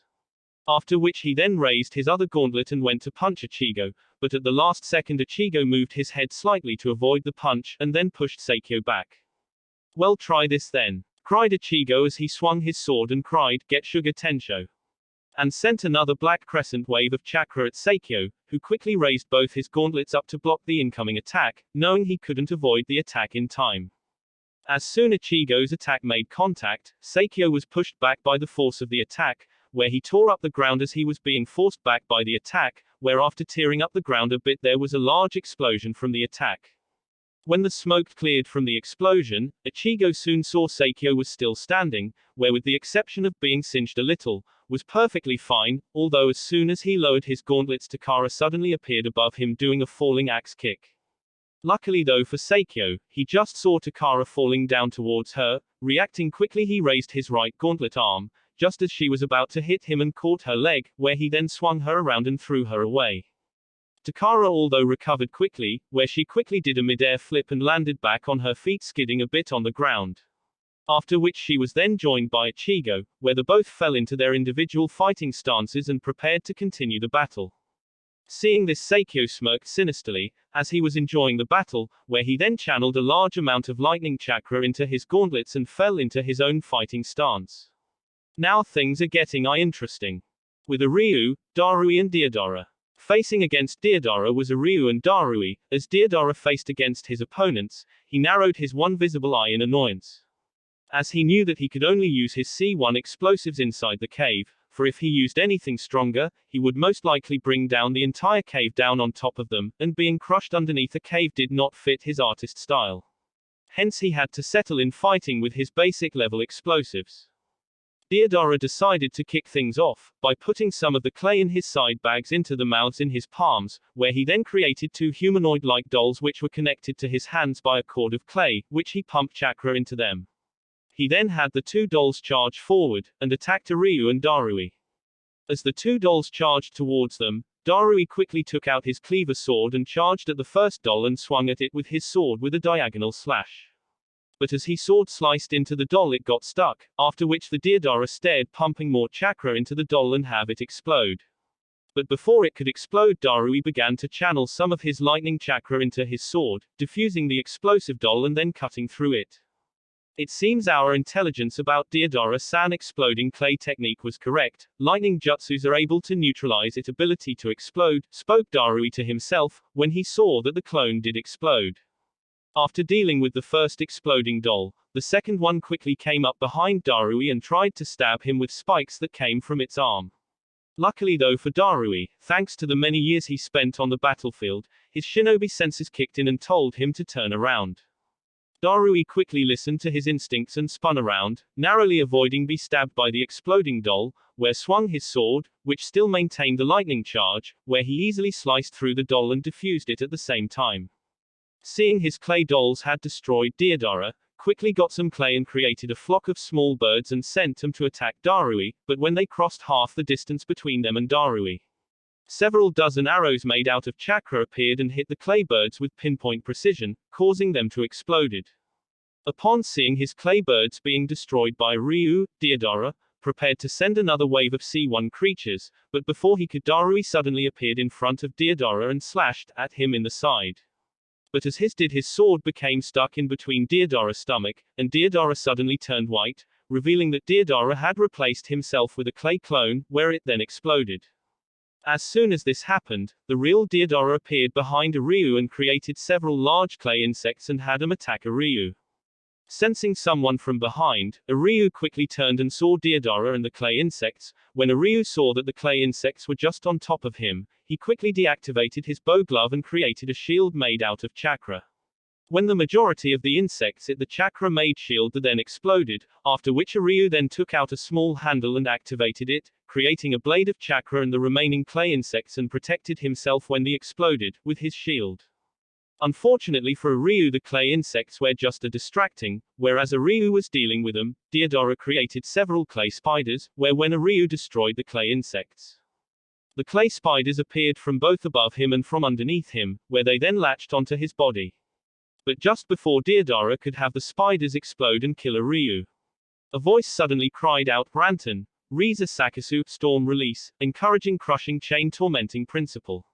After which several bright beams of electricity appeared and hit the clay spiders on Ryu body, without hitting him, and destroyed them, without them exploding and killing Ryu. After the clay spiders were destroyed, Darui appeared next to Ryu, revealing that he was alive and had survived the explosion, although he no longer had his sword with him. You okay, Ryu? Asked the shaggy-haired Kumo shinobi. Yes, I'm fine, thank you, although you fired a tad close, replied Ryu, as he deactivated his sword and shield and fixed his glasses, as they were slightly singed from Daru's attack, after which he then reactivated his glove bow and readied another chakra arrow. Darui prepared another Rantan jutsu. Sorry, but better than being dead, replied Darui, where Ryu just nodded. Seeing that Darui was still alive, Deodara narrowed his one visible eye, before he put his hands into his pouches and prepared to use more of his exploding clay. With Sayuri and Conan. So you're the famed Shinkukiri no Kumo Cloud's Crimson Mist Miyoshi Sayuri, formerly of the Kiri no Shinobugatana Shichininshu, 7 shinobi swordsmen of the mist, spoke Conan in a monotone-like tone, as she eyed her opponent. Indeed I am, spoke Sayuri with saucy-like grin, as she drew he dual swords from the holders on her legs and twirled them around in her hands before she fell into her fighting stance. And you're the female Akatsuki member Conan, partner of the pain, the leader of the Akatsuki, replied Sayuri. So you know me, replied Conan calmly, with slightly narrowed eyes, as if they knew their name and who they were partnered with. Then there was no telling how much more they knew about their organization. After a moment or two of staring down at one another, Conan decided to start things off by using her Kami Shuriken, paper shuriken, where she threw them at Sayuri, who in turn skillfully blocked the paper shurikens by cutting them into smaller pieces. Seeing her paper shurikens being destroyed, Conan immediately did a few quick hand seals before crying out, Harakonatora paper tiger. Where a large number of paper sheets came from her sleeves and formed into a large paper tiger, which charged straight at Sayuri. The paper tiger then quickly slashed at Sayuri with its razor-sharp paper claws and cut her deeply, but when it did, Sayuri reverted into red mist, revealing that Sayuri had replaced herself with a Kiri Bunshin no Jutsu mist clone technique N. As soon as the paper tiger slashed at the mist clone of Sayuri, the real Sayuri appeared above the paper and started spin herself around at high speed with her curved swords in hand and cried out, Shokama, twin sickles. Oh. After which a large wave of several dozen crescent-shaped wind blades erupted from her dual curved swords and flew towards the paper tiger and shredded it into pieces. After destroying the paper tiger, Sayuri sent another wave of crescent-shaped wind blades towards Conan, who at the last second replaced herself with a Kami Bunshin paper clone where the paper clone was cut pieces. After which Conan reappeared again a few feet away from Sayuri, where she then used her Shikigami no Mai dance of the Shikigami technique, which turned her body and clothing into a large number of sheets of paper. The Conan sheets then flew towards Sayuri and started to spin around her at high speed. Upon which Sayuri noticed that several of the pieces of paper were exploding. Notice, where they all exploded at once. Thinking that she had killed Sayuri, the real Conan then reappeared several feet away from where the explosion happened. Although as soon as she reappeared, Sayuri reappeared behind her in a whirl of red mist, revealing Sayuri had used Kiri Shunshin, mist body flicker, to avoid being killed in the explosion. As soon as she reappeared, Sayuri slashed at Conan with her dual swords from behind. Luckily though, Conan was able to avoid being slashed by using her Kami Shunshin paper body flicker. After which Conan then reappeared several feet away from Sayuri, where both kunoikis prepared to continue their battle. With Mitsuhide and Itachi. As the Akatsuki members and the Hachiman Force members fought one another, Akechi Mitsuhide and Uchiha Itachi faced each other. Uchiha Itachi, I've heard a great deal about you, spoke Mitsuhide with a respectful tone. As I of you, Mitsuhide-san, replied Itachi emotionlessly. I must say, I've always wanted to face against you, spoke Mitsuhide as he drew his katana from his sheath. Itachi of course did not respond to this, but he did start things off, where several shurikens suddenly appeared in his hands. Upon seeing them, Mitsuhide quickly prepared to counter them with his katana, but what he didn't know was that the shurikens that were in Itachi's hands were just distractions. For as soon Mitsuhide saw them and prepared to counter the shurikens, Itachi suddenly cried out, Kaiten, Gokakyu no Jutsu, fire style, great fireball technique. After doing several hand seals with lightning speed, sending out a giant fireball at Mitsuhide. Fortunately though, Mitsuhide did not become a famed and powerful shinobi for being caught off guard easily. As soon as he saw the giant fireball coming at him, he quickly blew wind chakra onto his katana tip and cried, Ninpo, Shinku Kamaitaki, ninja art, vacuum razor wind. 9 as he swung his katana. After which a fast jet of wind erupted from Mitsuhide's katana, where it sliced right through the giant fireball with ease and cut it in two, causing it to quickly dissipate, before it could hit Mitsuhide. But what Mitsuhide didn't know at the time was that the giant fireball was also a distraction like the shurikens, where as soon as Mitsuhide had destroyed the giant fireball he saw several smaller fireballs heading towards them. Showing that Itachi had used Kaiten, Hosenka no Jutsu fire style, Phoenix Sage fire technique straight after firing the giant fireball. Seeing the multiple small fireballs heading for him, Mitsuhide quickly channeled his wind chakra to his katana and swung it, while crying out to Kaka's Hawk Wind. Although as soon as he did this and blew away the small fireballs with his high-speed wind, he saw that hidden inside the fireballs were shurikens, which continue to fly straight for him.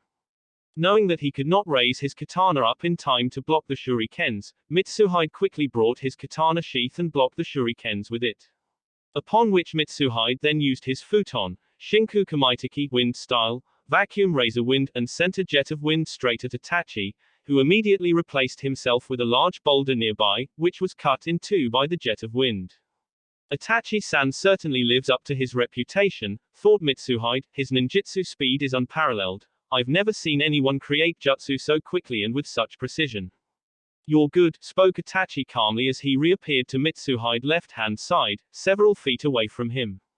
As a you, replied Mitsuhide, after which 3 kunai appeared in his hand much like the shurikens did with Itachi earlier and then channeled some of his wind chakra into them and threw them at Itachi. Seeing the wind-enhanced kunai coming at him at high speed, Itachi narrowly but skillfully avoided them with little trouble, although like with his shuriken fet earlier. Mitsuhide's kunais were just a distraction to keep Itachi occupied, where after he avoided them his shinobi senseis told him to look up. When he did he saw Mitsuhide falling towards him at incredible speed, with his katana thrust forward, where he roared out Takageki Hawk Strike. Q. Within an instant of seeing Mitsuhide falling towards him, Itachi was impaled by Mitsuhide's strike through the chest, where the shockwave of the strike created a small crater in the ground underneath them.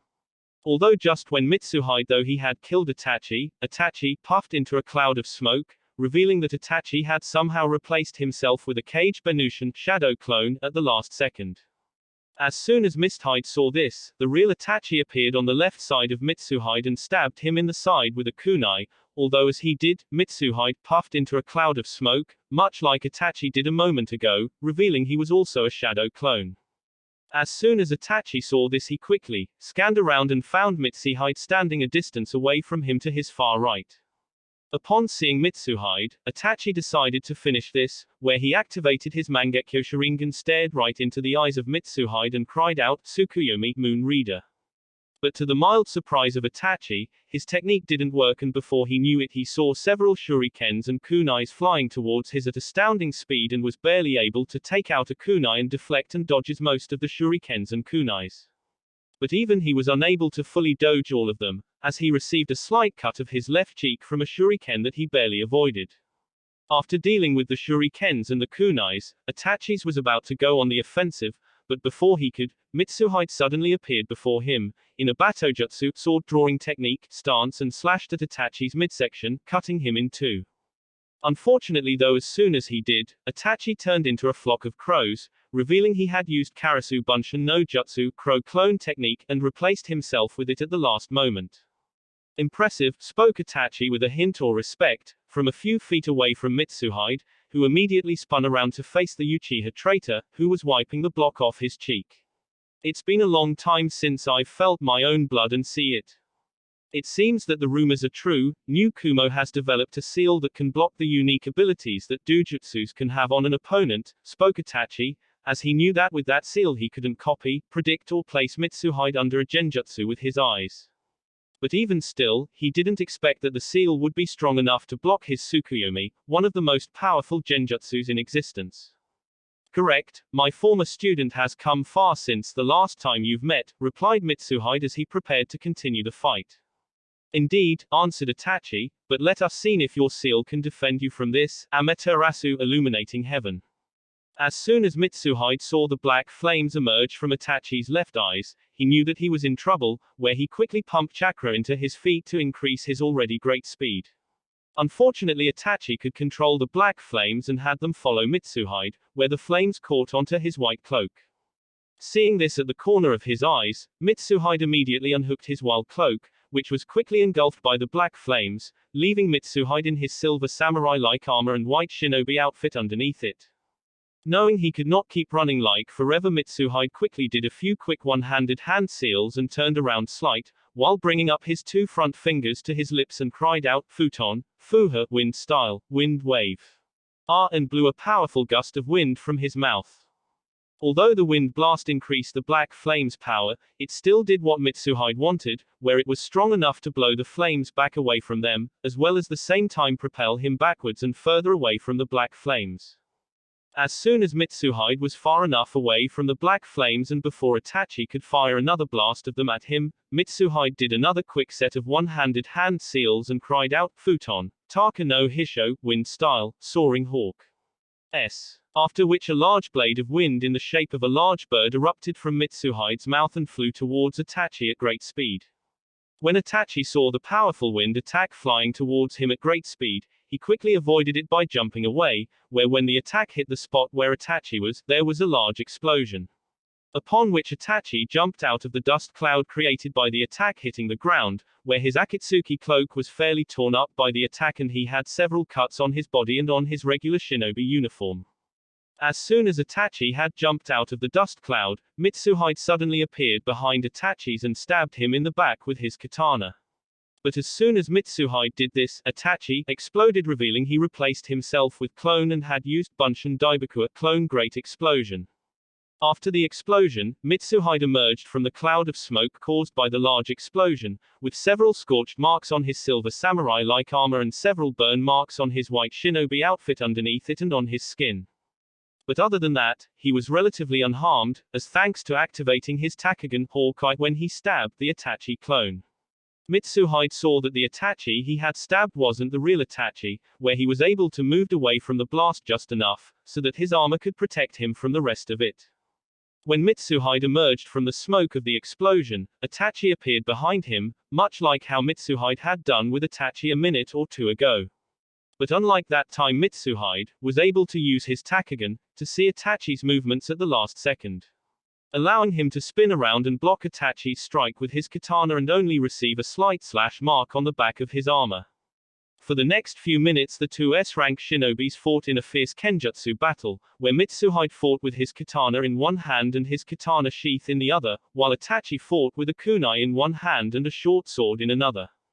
But soon enough it came apparent that Mitsuhide had the upper hand, due to having superior swordsmanship skill and experience, where during the fight, Mitsuhide found an opening in Itachi defensives and slashed in an upward diagonal slash across Itachi's chest. But as soon as Mitsuhide had done this, Itachi turned into water, revealing that Itachi had replaced himself with a Mizu Bunshin water clone. After destroying the water clone, Mitsuhide began to look for his opponent and quickly found him, standing 20 feet away on his far right-hand side. Turning around to face Itachi and wiping the sweat off his forehead with his sleeve, Mitsuhide could not help but smirk. "It's been a long time since I've had a challenge like this, Uchiha Itachi certainly doesn't disappoint." As Mitsuhide turned to face him, Itachi was panting slightly, with some sweat fell from his forehead, for even though neither men had suffered any serious damage from battling one another, Itachi was still no far from fighting fit, as Itachi's stamina was pretty low and his illness only made it worse. For even though Itachi had received an improved version of his medicine for his illness, it only delayed the illness longer, it did not cure him of it. But even with all this, Itachi was still far from finished and was more than ready to continue the battle, where he then threw off his tattered and ruined Akatsuki cloak and fell into a fighting stance with his sword and kunai in hand. After which he charged forward towards Mitsuhide, who in turn did the same, where the two men clashed with one another and continued their fierce battle. With Seiwa Anasu and Kisame. "Well, now isn't this a treat?" spoke Kisame with a shark-like grin. "I get to face against the famed Kurosui no Kami, god of ice and water, the man who conquered my former homeland. Hoshigaki Kisame, better well known as the Kirigaku no Kaijin monster of the hidden mist, as well as the Oo Motonai Biju, tailed beast without a tail, formerly of the Kiri no Shinobugatana Shichininshu, 7 ninja swordsmen of the mist, and strongest member, wielder of the sentient sword Samehada, shark skin. Said to be the most terrifying of the 7 great swords of the 7 swordsmen," said Anasu calmly. "Oh, so you've heard of me? Good then, let's save introductions," replied Kisame, with a larger grin as he prepared to fight. Your head will go a long way to helping heal the old wounds between new Kumo and Kiri, when I present it to the new Mizukage, spoke Anasu as he drew Hyorinmaru from his back. When Kisum saw Anasu draw Hyorinmaru, his eyes slightly widened in surprise as he recognized the katana. From pictures in ancient scrolls he saw of it, after which an even bigger shark-like grin appeared on his face. So the legends were true after all. The Seiwa clan really did possess one of the 3 celestial swords, said Kisum with amusement. As for decades there had been stories in Kiri about the Seiwa clan having a secret scared treasure, where they were said to possess one of the 3 celestial swords, or to be more precise Hyorinmaru. Also known as the Sword of the Ocean, due to its eminence power over water and ice, where it was said it could freeze an entire castle into a single block of ice and destroy it. It was even said that it could create a tidal wave that could flood a small nation as well. Because of this, the Shodai Mizukage, Nadai Mizukage and the Sandai Mizukage sought the sword in the hope of attaining it. But the Seiwa clan denied having it, where with no proof of them really having it, none of the Mizukages could force them to give it up. It was also because of this rumor, that the Yondai Mizukage had the Seiwa clan to be the first bloodline clan to be wiped out, as he feared the sword's power and feared that one of the clan members would use it against him. Correct, this is my clan's most prized treasure Hyorinmaru, and I'm the first one in my clan to wield it, in over 100 years, answered Anasu. Well, this certainly makes things interested, as I've always wanted to test myself against one of the legendary celestial swords, replied Kisum, before he then charged forward towards Anasu, who also charged forward. For the next few minutes the 2 swordsmen fought in a fierce kenjutsu battle with one another, blocking and dodging each other's attacks. Throughout the fight Kisum received many slashes and cuts from Anasu on his Akatsuki cloak and on his body, since unlike his opponent, Kisum preferred to use his raw power and brute strength to overwhelm his opponents. While Anasu himself fought with great speed and skill, knowing full well that he couldn't beat his opponent with brute force. But even with this disadvantage, Kisum was still able to hold his own well, as he was able to use his great speed to dodge Anasu more lethal strikes or slashes. Soon enough though Kisum broke away from Anasu to gain some distance, where he then started to do several quick hand seals and cried out Tsuten, Mizu Teppo, water style, water gun, and fired a large blast of water at Anasu. Seeing the large blast of water heading towards him, Anasu did a single one-handed hand seal and brought his 2 front fingers to his lips and cried out Hyoten, Reikiko, ice release, icy breath. 10. After which, blew out a large freezing wind that froze the water blast into a large ball of ice, which Anasu cut in 2, when he swung his katana and the 2 ice halves flew past him. Although as soon as he did this, Kisum appeared above Anasu and brought Samehada down on top of him, slamming him down into the ground. But when Kisum hit him, he quickly realized that the Anasu he hit wasn't the real Anasu, as when he hit him, Anasu shattered into 1,000 pieces of ice, revealing that Anasu had replaced himself with a Hyoten, Kuri Bunshin ice release, ice clone. As soon as Kisum realized this, he started to look around for the real Anasu, although before he could find him, he suddenly found thousands of water needles surrounding him, where he heard Anasu cry out, Sensatsu Susho, 1,000 flying water needles of death. Upon which the thousands of water needles that surrounded him, all closed him on around him and impaled him, but as soon as they did, Kisum reverted into water, revealing that he had replaced himself with a Tsuten, Mizu Bunshin no Jutsu, water style, water clone technique, at the last second. When Kisumai reappeared, he suddenly found Anasu in front of him swinging his katana and crying out, Hyoru Senbi, ice dragon swirling tail. After which ice overflowed from his blade in the form of a crescent, where ice spikes sprung from the crescent-shaped ice and tried to impale the Kiri Nuke Nin. Luckily though for Kisum, he was able to jump up into the air in time and avoid being impaled by the ice spikes. When Kisum dodged the spikes, Anasu quickly swung Hyorinmaru in an arc and cried out, Guncho Surora, icicle flock, creating a dozen or so ice daggers made out of the moisture in the air and fired them at Kisum, who was still in midair. Seeing the ice daggers coming towards him, Kisum quickly rose Samehada up in front of him and used the half-bandaged sword as a shield to protect him from the ice daggers. After blocking the ice daggers, Kisum quickly landed back on the ground, where he then looked towards Anasu and smirked, not bad, but if that's all that the legendary Hyorinmaru can do, then this won't be much of a fight, spoke the smirking Kisum. After Kisum said this, a white aura appeared around Hyorinmaru, where Anasu just smirked. You will soon regret those words, Kisum-san, when you see the true power of Hyolinmaru, spoke Ansiu, where he then roared out, sit upon the frozen heavens, Hyolinmaru. After which a powerful pulse of chakra was felt throughout the cave and the surrounding area, causing those who were battling in the cave to stop fighting and look toward Anasu and Kisum. Where when they did, they heard a loud thundering roar, like some kind of giant monster roaring from the heavens. Soon after that, the sky began to darken as thick black storm clouds could be seen from the hole in the ceiling. What the hell? Though Diodora as he looked up to the sky through the hole in the ceiling, as she stopped in mid-throw, when he was about to throw another one of his bomb. What was that power? Thought Risa. Was that the power of one of the celestial swords? Thought Pain in wonder, where he looked towards Anasu as he held up his katana. For even though he had seen what Naruto could do with the sword of Tengu from Zetsu recording, feeling the power of another one of the three celestial swords firsthand was another thing, as it was beyond anything he imagined. Also at the same time, the air in the cave began to get very cold, where many at the cave could not help but shiver slightly from the cold, and could even see their breath. After feeling the massive chakra pulse coming from Hyolinmaru, Kisum grew slightly cornered, yet also excited at the same time. As he stared at the now glowing white katana, he also noticed that a crescent-shaped blade attached to the katana's hilt by a long metal chain appeared, which Anasu was swinging around with his other hand. Seeing all this, Kisum decided to strike first, where he did a few quick hand seals and cried out Tsuten, Sukoden no Jutsu, water style, water shark bullet technique. Seeing the large water shark missile heading for him, Anasu quickly raised Hyolinmaru and roared Hyoru, Ice Dragon. Where a large flow of ice shaped like a giant Chinese dragon flew from the tips of Hyolinmaru blade.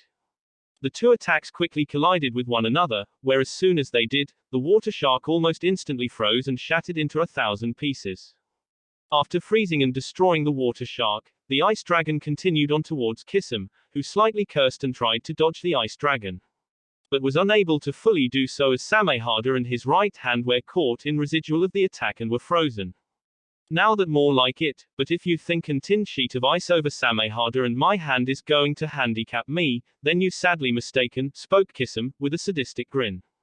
Although that grin quickly faded, and turned into a frown when she saw that the ice still covered Samehada and his hand, instead of shattering, after Samehada drained all the chakra from the ice covering it. This frown deepened when he smashed Samehada onto the ground, trying to break the ice, but the ice did not break. At seeing this, Anasu smirked, knowing why Kisum couldn't break the ice and free his hand and sword.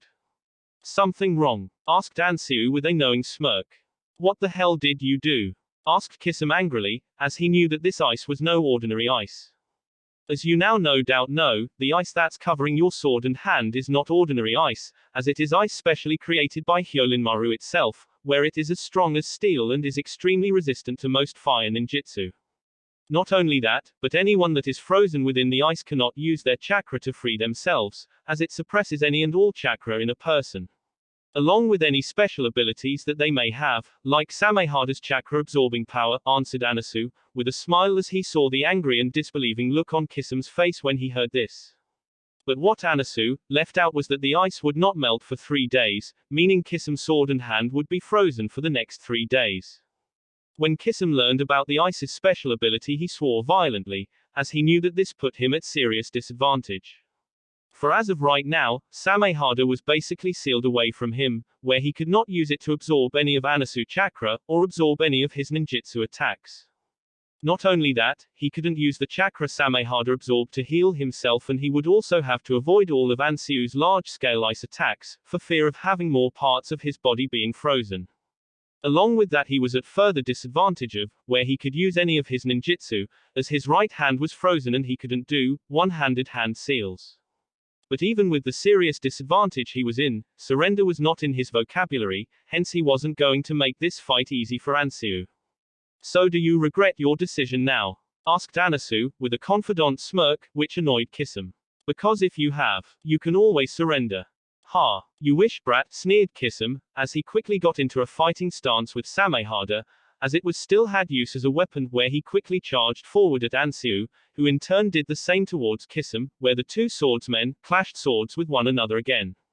With Byakuya and Zetsu. After the chakra pulse from Hyolinmaru faded away, Byakuya turned back to face his opponent, or opponents if you wanted to be precise. Ever since he came face to face with his target, Byakuya had been trying to hit his target by using his Senbonzakura no Jutsu Thousand Cherry Blossoms technique. Unfortunately though, Zetsu kept using his Kujiro Mayflight technique to merge with ground and avoid Byakuya's attack, as well as trying to hit him from behind. But each time his attacks would be blocked by the thousands of blade-like Sakura petals that protected Byakuya, much like how Gaara's sand would react and force Zetsu back. Seeing that he was getting nowhere with this, Byakuya did two quick hand seals and spoke out Kabaten, Shimonekisa plant release, Deathbringer weed. T.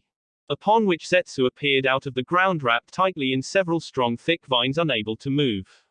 Seeing that he had Zetsu, Byakuya decided to end the fight, where he had the thousands of chakra-enhanced Sakura petals fly towards the trapped and struggling Zetsu from multiple different angles, leaving no chance of escape.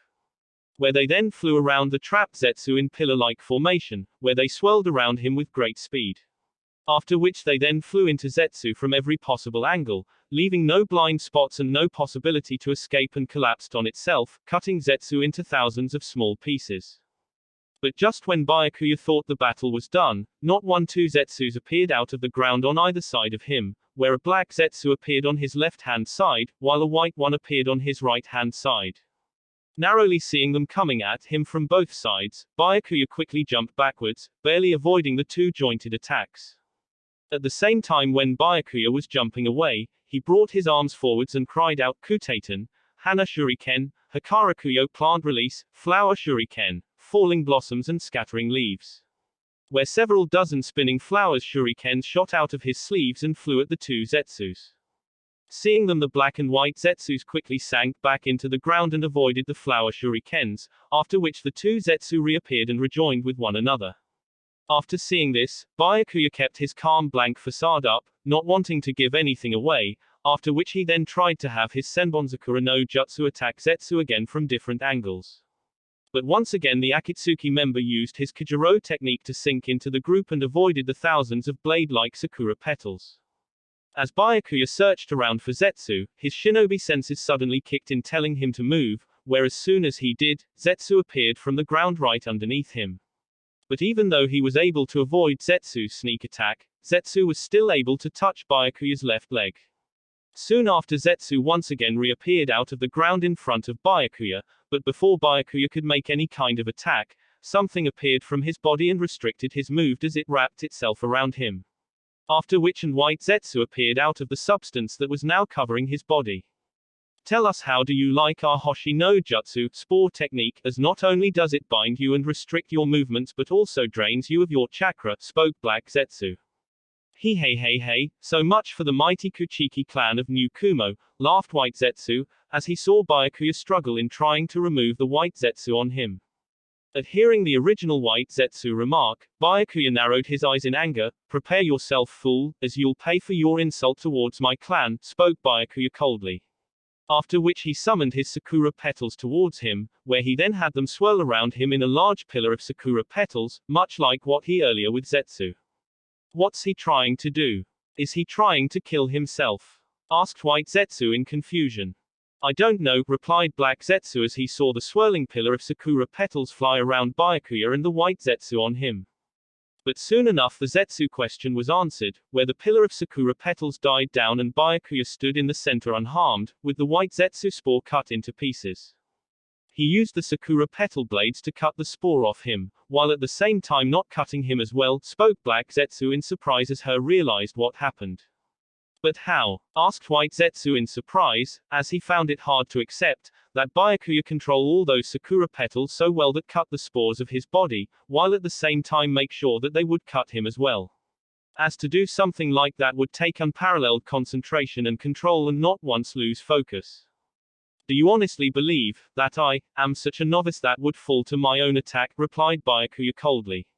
After which he sent a whirling vortex of Sakura petals towards Zetsu, who in turn narrowly avoided, but received several cuts from the attack. After narrowly avoiding Byakuya's attack, Zetsu then quickly created 6 white clones of himself, where after seeing this, Byakuya quickly realized that it was a White Zetsu clone that he had wrapped in his Kubaten, Shimonekisa plant release, Deathbringer weed earlier, and the real Zetsu had replaced himself with it just before he emerged from the ground. But what Byakuya didn't expect was that the clones that Zetsu turned into copies of Byakuya himself. Zetsu was able to do this thanks to his Narikawari no Jutsu substitute technique, where after touching Byakuya, Zetsu was able to create a perfect copy of Byakuya, where after being fully formed all 6 Byakuya clones spoke out Senbon Sakura no Jutsu. Upon which thousands of Sakura petals flew out of their sleeves, the same way that they died when the real Byakuya first used the technique. After which the 6 separate waves of Sakura petals blades flew towards the real Byakuya with tremendous speed. Byakuya quickly reacted to this new assault by calling his Sakura petals back and had them create a spiraling sphere made up of thousands of Sakura petals around him and used them to protect him from the assault. After which, in an impressive feat of power, he forced the clones' attacks back, causing the clones' Senbon Sakura attacks to scatter. After forcing the attacks back, Byakuya went on the offensive. For the next few minutes, Byakuya fought a fierce battle with the copies of himself, while Zetsu stood back and watched, and despite being outnumbered and the clones able to mimic his abilities, he was able to fight them to a deadlock. But he soon decided to finish this and to take all 6 clones out in one go, where he did a few quick hand seals as spoke out Senkei Slaughterscape. After which a black dome surrounded Byakuya and his clones, while leaving Zetsu outside to wait. Inside the Black Dome, Byakuya and his clones were surrounded by thousands of floating glowing swords, numbering in the thousands, and in rows with one on top of the other constantly moving around and with the rows raising right up like a pillar into the roof of the Black Dome. Seneki was Byakuya's most powerful genjutsu, where Byakuya could mentally control these swords to move where he wants and can make the opponent feel pain, as if they had been really cut or stabbed by a real sword. The technique also keeps anyone from outside from entering, as when someone enters the Black Dome, they would simply walk back unaware of what they done, due to the genjutsu. After Byakuya trapped himself and the clones inside the pillar of glowing swords, the clones went on the offensive and launched a combined assault on him, where they combined their own separate attacks into one single giant wave of Sakura petals and launched it at Byakuya. At the same time as well, the Byakuya clones created several plant vines out of the ground and wrapped themselves around him and restrained him, giving him no chance to defend himself. But even despite all this, Byakuya did not look the least bit worried and remained perfectly calm, where just as the giant wave of Sakura petals were about on top of him, he had several dozen of the swords circling around them fly from their position around him and pierce the clones, causing the clones to lose focus and the attack fall apart. After the giant Sakura wave collapsed, Byakuya broke out of the plant vines and slowly walked towards the clones, who were still standing but unable to move, as they were pierced by several blades, where each of the hands and feet had a glowing sword pierced through it, and several others pierced through their chests, keeping them stuck to the ground in a standing position. Even though the swords were just an illusion, the pain still felt real to the clones and kept them from moving. Once he was close enough to the clones, Byakuya raised his hands and simply spoke out Senbon Sakura no Jutsu. His own Sakura petals along with the clones flew into the air at his command. After which he had the Sakura petal swirling around the clones in a large dome and then had it close in on him, where it completely shredded the clones into pieces.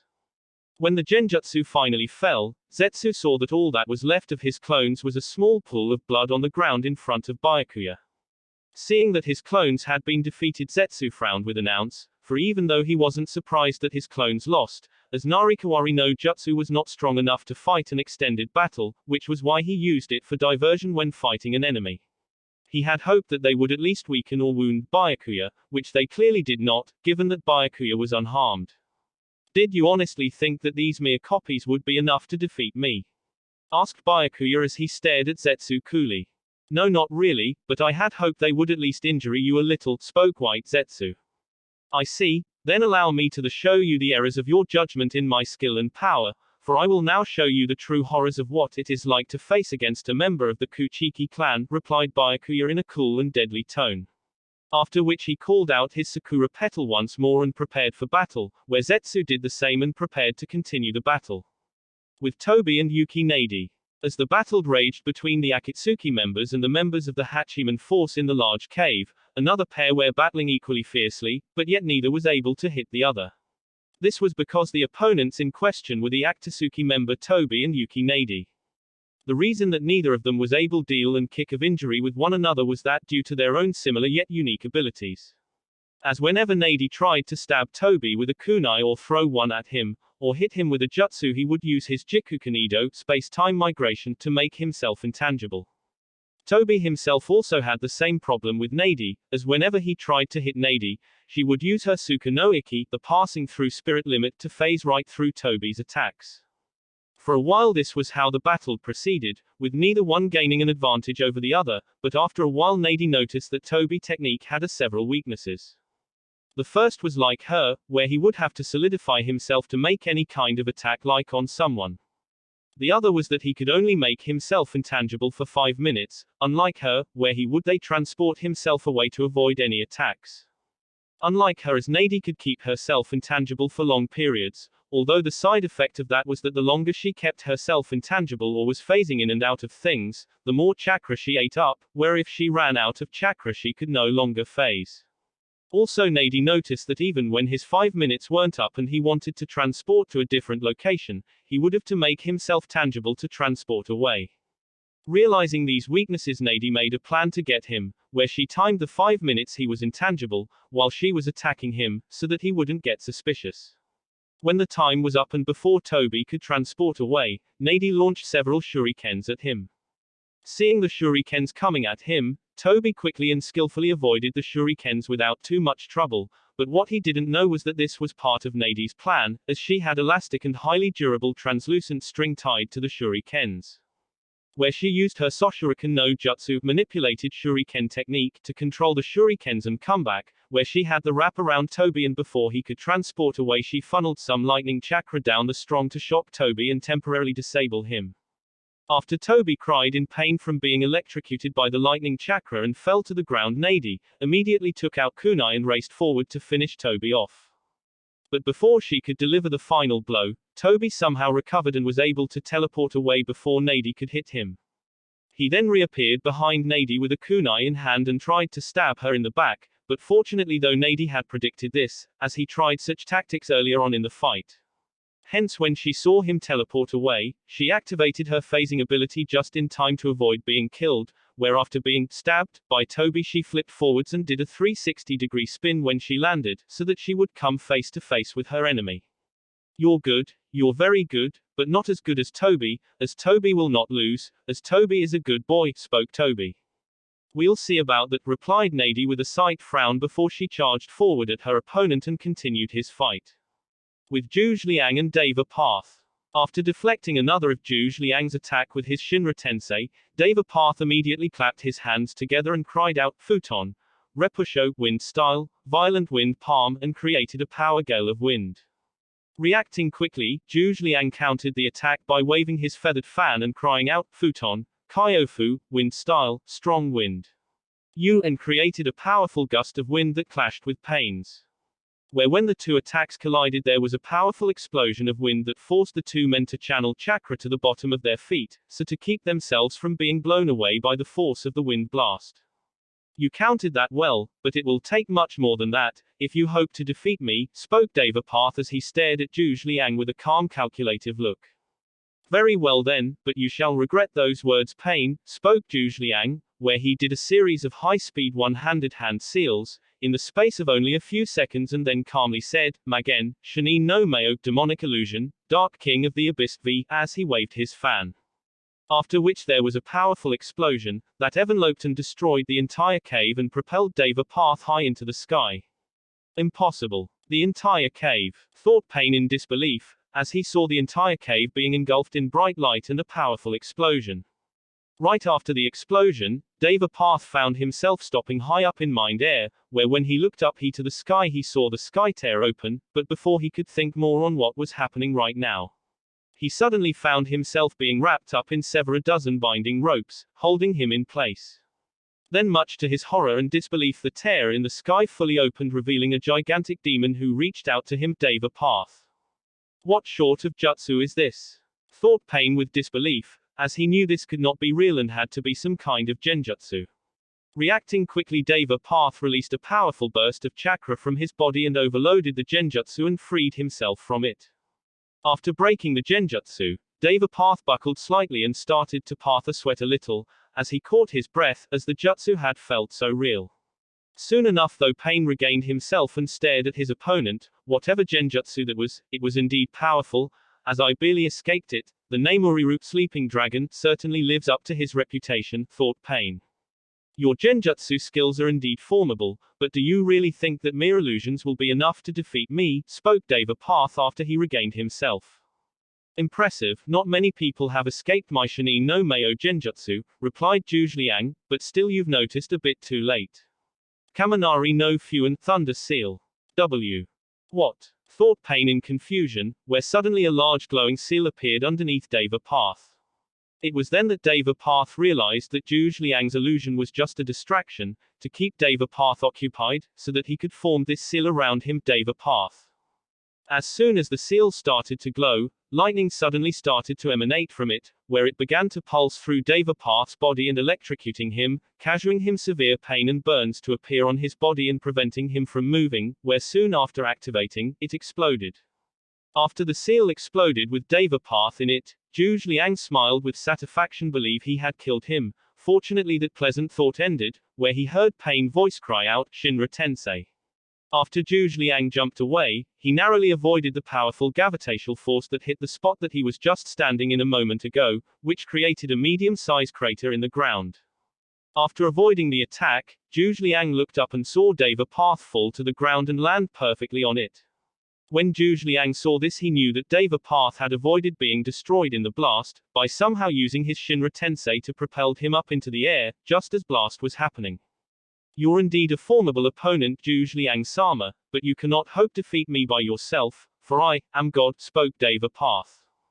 At this only smirked with confidence, as if he knew something that Pain did not, perhaps, but there is something that you do not know of the shinobis of New Kumo. And what is that? Asked Devapath with a frown. The shinobis of New Kumo never fight alone, answered Zhuge Liang with a smile, where as soon as he did, there was a large explosion that came from the main entrance to the cave, which had been sealed by a massive boulder just a moment ago. Fullmetal Alchemist Brotherhood OST2 Zing Symphony. After the explosion at the cave's main entrance, over 200 New Kumo storm ninjas sped out of the smoke-filled entrance and charged straight at the Akatsuki members, who were still battling with the Hachiman Force members. At the same time, another 100 storm ninjas jumped down from the hole in the ceiling that Zhuge Liang created earlier, when he and the other Hachiman members first arrived, and like with the other storm ninjas that came from the cave entrance, they began to attack the Akatsuki members. But as surprised as the Akatsuki members were about the arrival of Kumo Elite Storm Division, the thing that surprised them most was what the storm ninjas were wearing. This was the special chakra armor that was developed by Yukigaku, Hidden Snow, and its former leader Doto. The Akatsuki members were of course familiar with the chakra armor, as they had heard the reports about how the armor drained chakra from many different types of ninjutsu and genjutsu, while at the same time amplifies the wearer's chakra. This of course put the Akatsuki at an even greater disadvantage, as they knew that the storm ninjas were all highly skilled shinobi, trained specially to take down other Anbu divisions and high-level shinobis from other nations.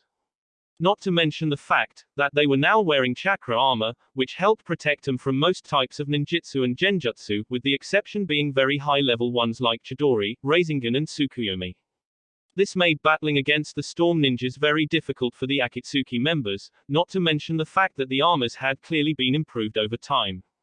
As originally multiple wearers of the armor had to be careful not to be too close to one another, as the armor was highly unstable and would explode on contact with another suit. But clearly now was not the case, given how all the storm ninjas were wearing them, and how they were in close proximity of one another and were unafraid to be near one another. As several storm ninjas charged straight for Devapath, Pain cursed himself for not realizing that more new Kumo shinobis would be nearby and come. He cursed himself further for allowing himself and the rest of his group to be distracted. As he had realized that Zhuge Liang and his group had attacked first because each member had been specially chosen to face against a certain member of the Akatsuki, due to certain skills they had. Where each member of the Hachiman force could easily hold their own against the Akatsuki members they'd been ordered to target and hold them off until the main force arrived. He was also willing to beat the other reason why the Hachiman force was sent first, was because they knew that when facing a not too large force, he, Pain, and the rest of the Akatsuki would stay and fight. Whereas if the new Kumo force had all attacked at once, then he and the rest of the Akatsuki would have fled immediately. Since given the terrain that they were in now, None of the Akatsuki members could fight to their full capability and use any of their more powerful justus to fight back and defeat their opponents.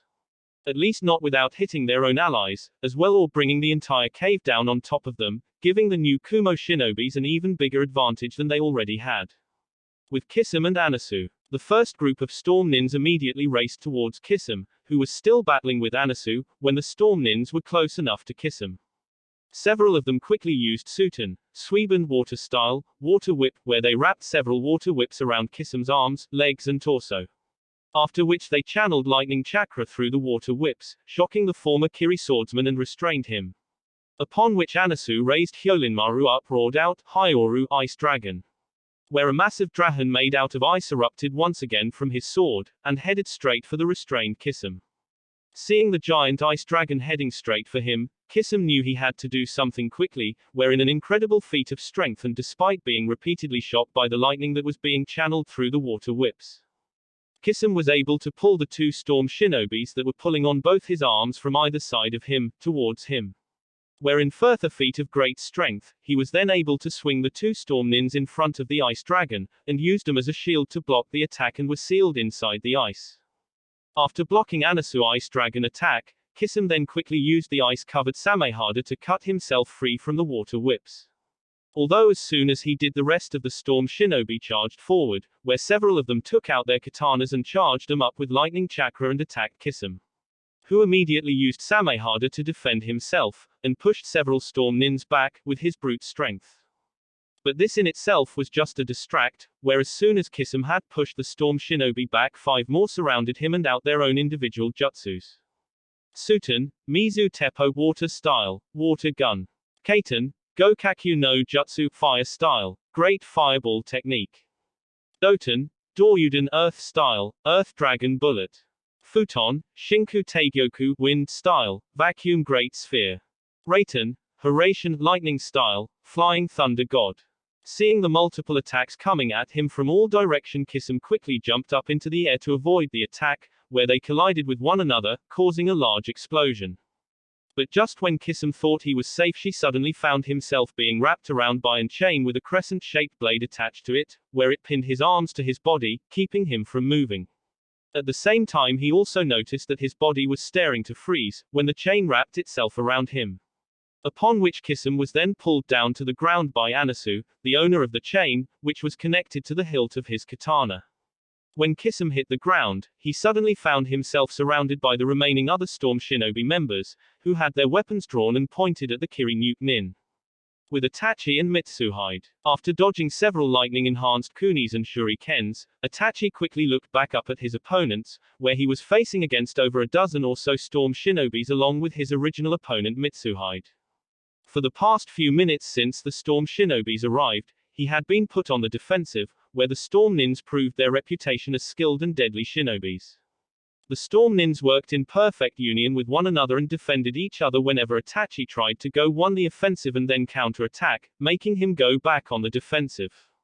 As Itachi tried to hold off his multiple opponents, one of the Storm Nins threw several shurikens at him. At the same time, another Storm Nin did some high-speed hand seals and cried out Kaiten, Gokakyu no Jutsu, creating a large fireball, upon which the large fireball combined with the flying shurikens and infused with them it flames, making them into flaming shurikens and enhancing their lethality.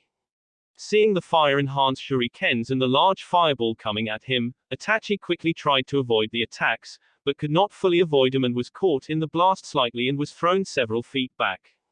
As soon as he landed back on his feet, Itachi then found himself being wrapped by several pieces of strong ninja wire, pinning his arms between, where the 4 Storm Nins that bounded him channeled their lightning chakra through the wire and electrocuting him.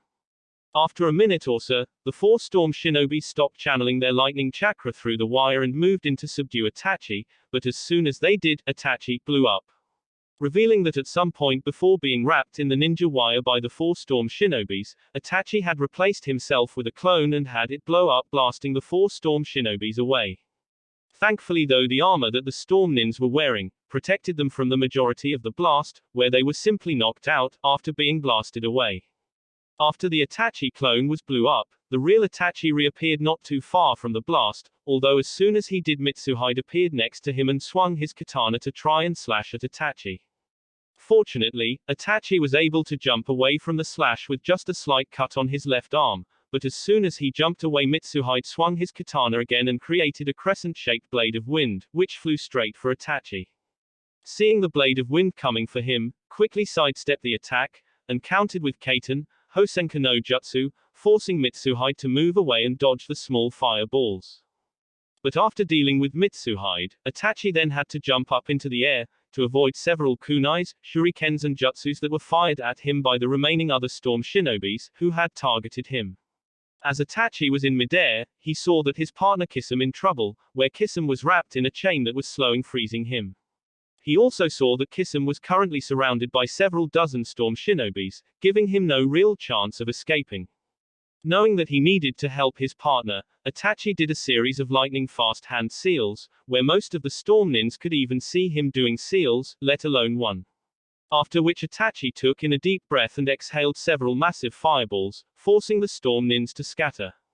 As soon as the storm nins had scattered, Itachi quickly took out his short sword and channeled his chakra into it to increase its cutting power and sped towards Kisame. Seeing Itachi speeding towards them, 4 of the storm nins that surrounded Kisame tried to block Itachi's path. But Itachi proved too skilled for them, as he quickly avoided these strikes and slashes with their katanas and quickly dispatched the storm nins by slashing and wounding them with his sword.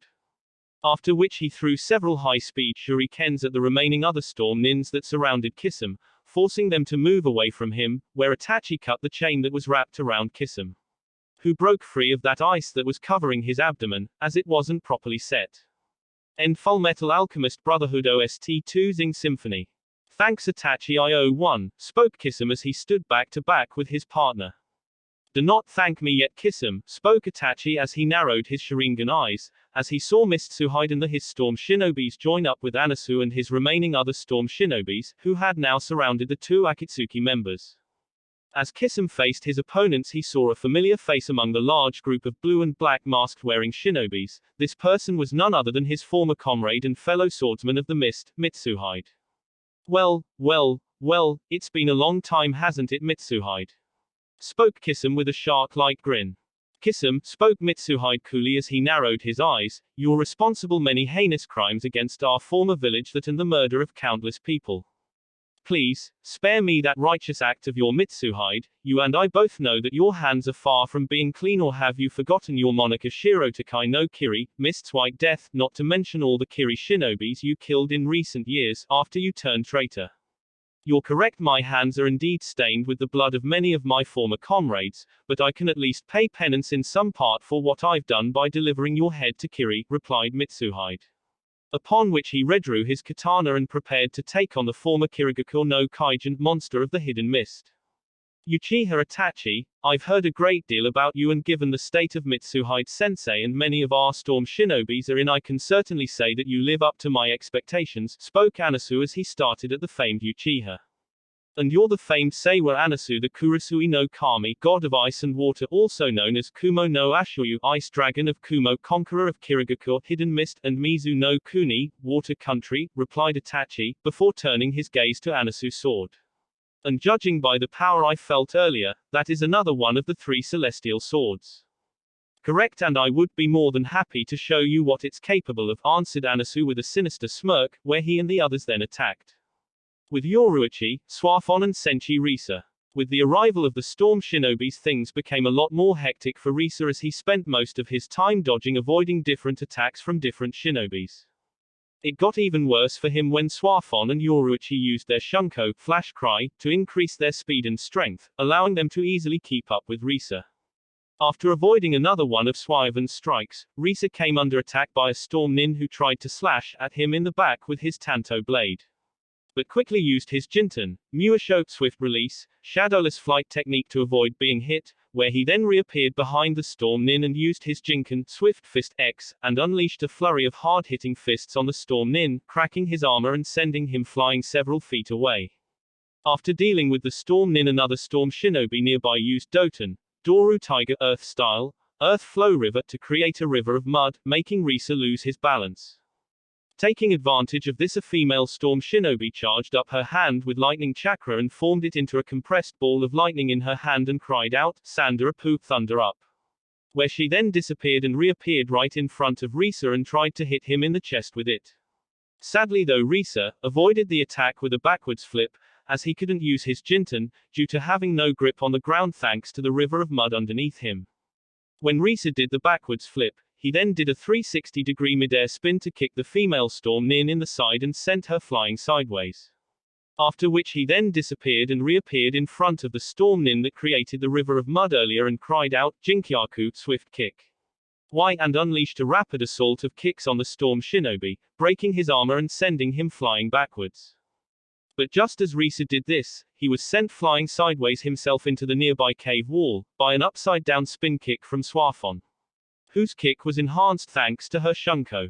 After being kicked into the wall, Risa barely managed to escape a Shunko-enhanced punch from Yoruichi, who appeared in front of Risa right after he hit the wall.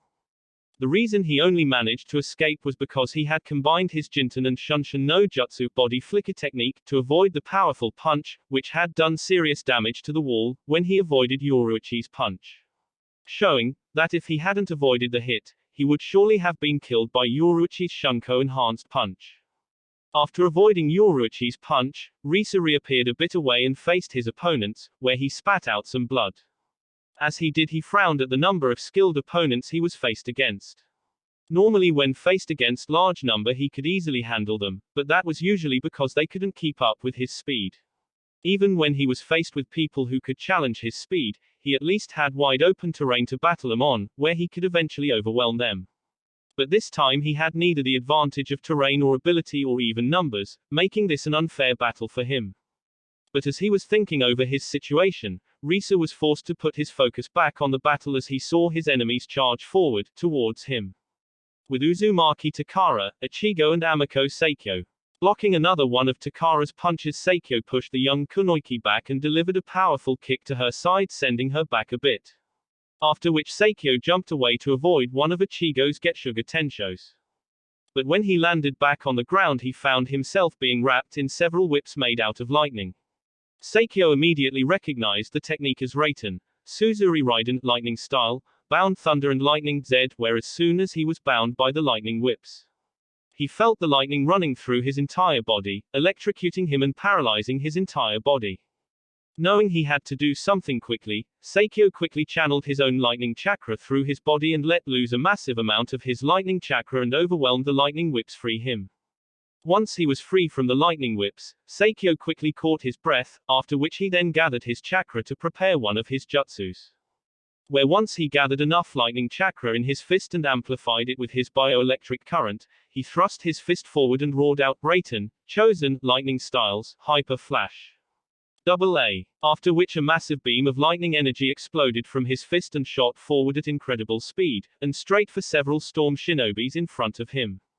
Seeing the massive blast of lightning energy heading for them, 3 of the storm shinobi quickly began to do hand seals, and right before the attack could hit them and their comrades, they slammed their hands onto the ground and cried out, Koten, Sanju Kuheiki, steel release, triple steel wall. BB. Upon which 3 large walls of the steel sprung forth from the ground and in front of the storm nins. When Seikyo's Chosen hit the first steel wall, the wall lasted a few seconds before it began to crack and then broke. The second wall lasted a few seconds longer than the first, but it soon fell like the first. The third and final wall lasted the longest, where it was then engulfed in a powerful explosion, which made the storm shinobi skid back a bit. But when the explosion ended, the final steel wall still stood, showing that it withstood Seikyo's attack and protected the storm nins, although was covered in cracks, where a few seconds later it fell apart. HMPH, pretty impressive. Not many things can withstand my Chosen. It seems that Kyubi Jinchuriki has indeed made some serious improvements to the quality shinobis to my former village. As these storm shinobis aren't half bad, thought Seikyo, although as he thought this, suddenly found his arms and legs bound by steel chains, created by the same storm shinobis who had blocked his attack. Hold him! Cried Ichigo to the Koten steel release users, as they used their Koten, Kozate steel release, steel shackles, and channeled their lightning chakra through the shackles, in the hope of holding him long for Ichigo to move in and slash him. But unfortunately, Seikyo wasn't going to let this happen, where he then gathered his own lightning chakra and proved why he was ranked as an S-rank shinobi by overpowering the 4 Storm Nin's lightning chakra and sending his own enhanced lightning chakra back at them, thereby shocking the 4 Storm Nins and forcing them to let go, and shattering the steel shackles with his raw power.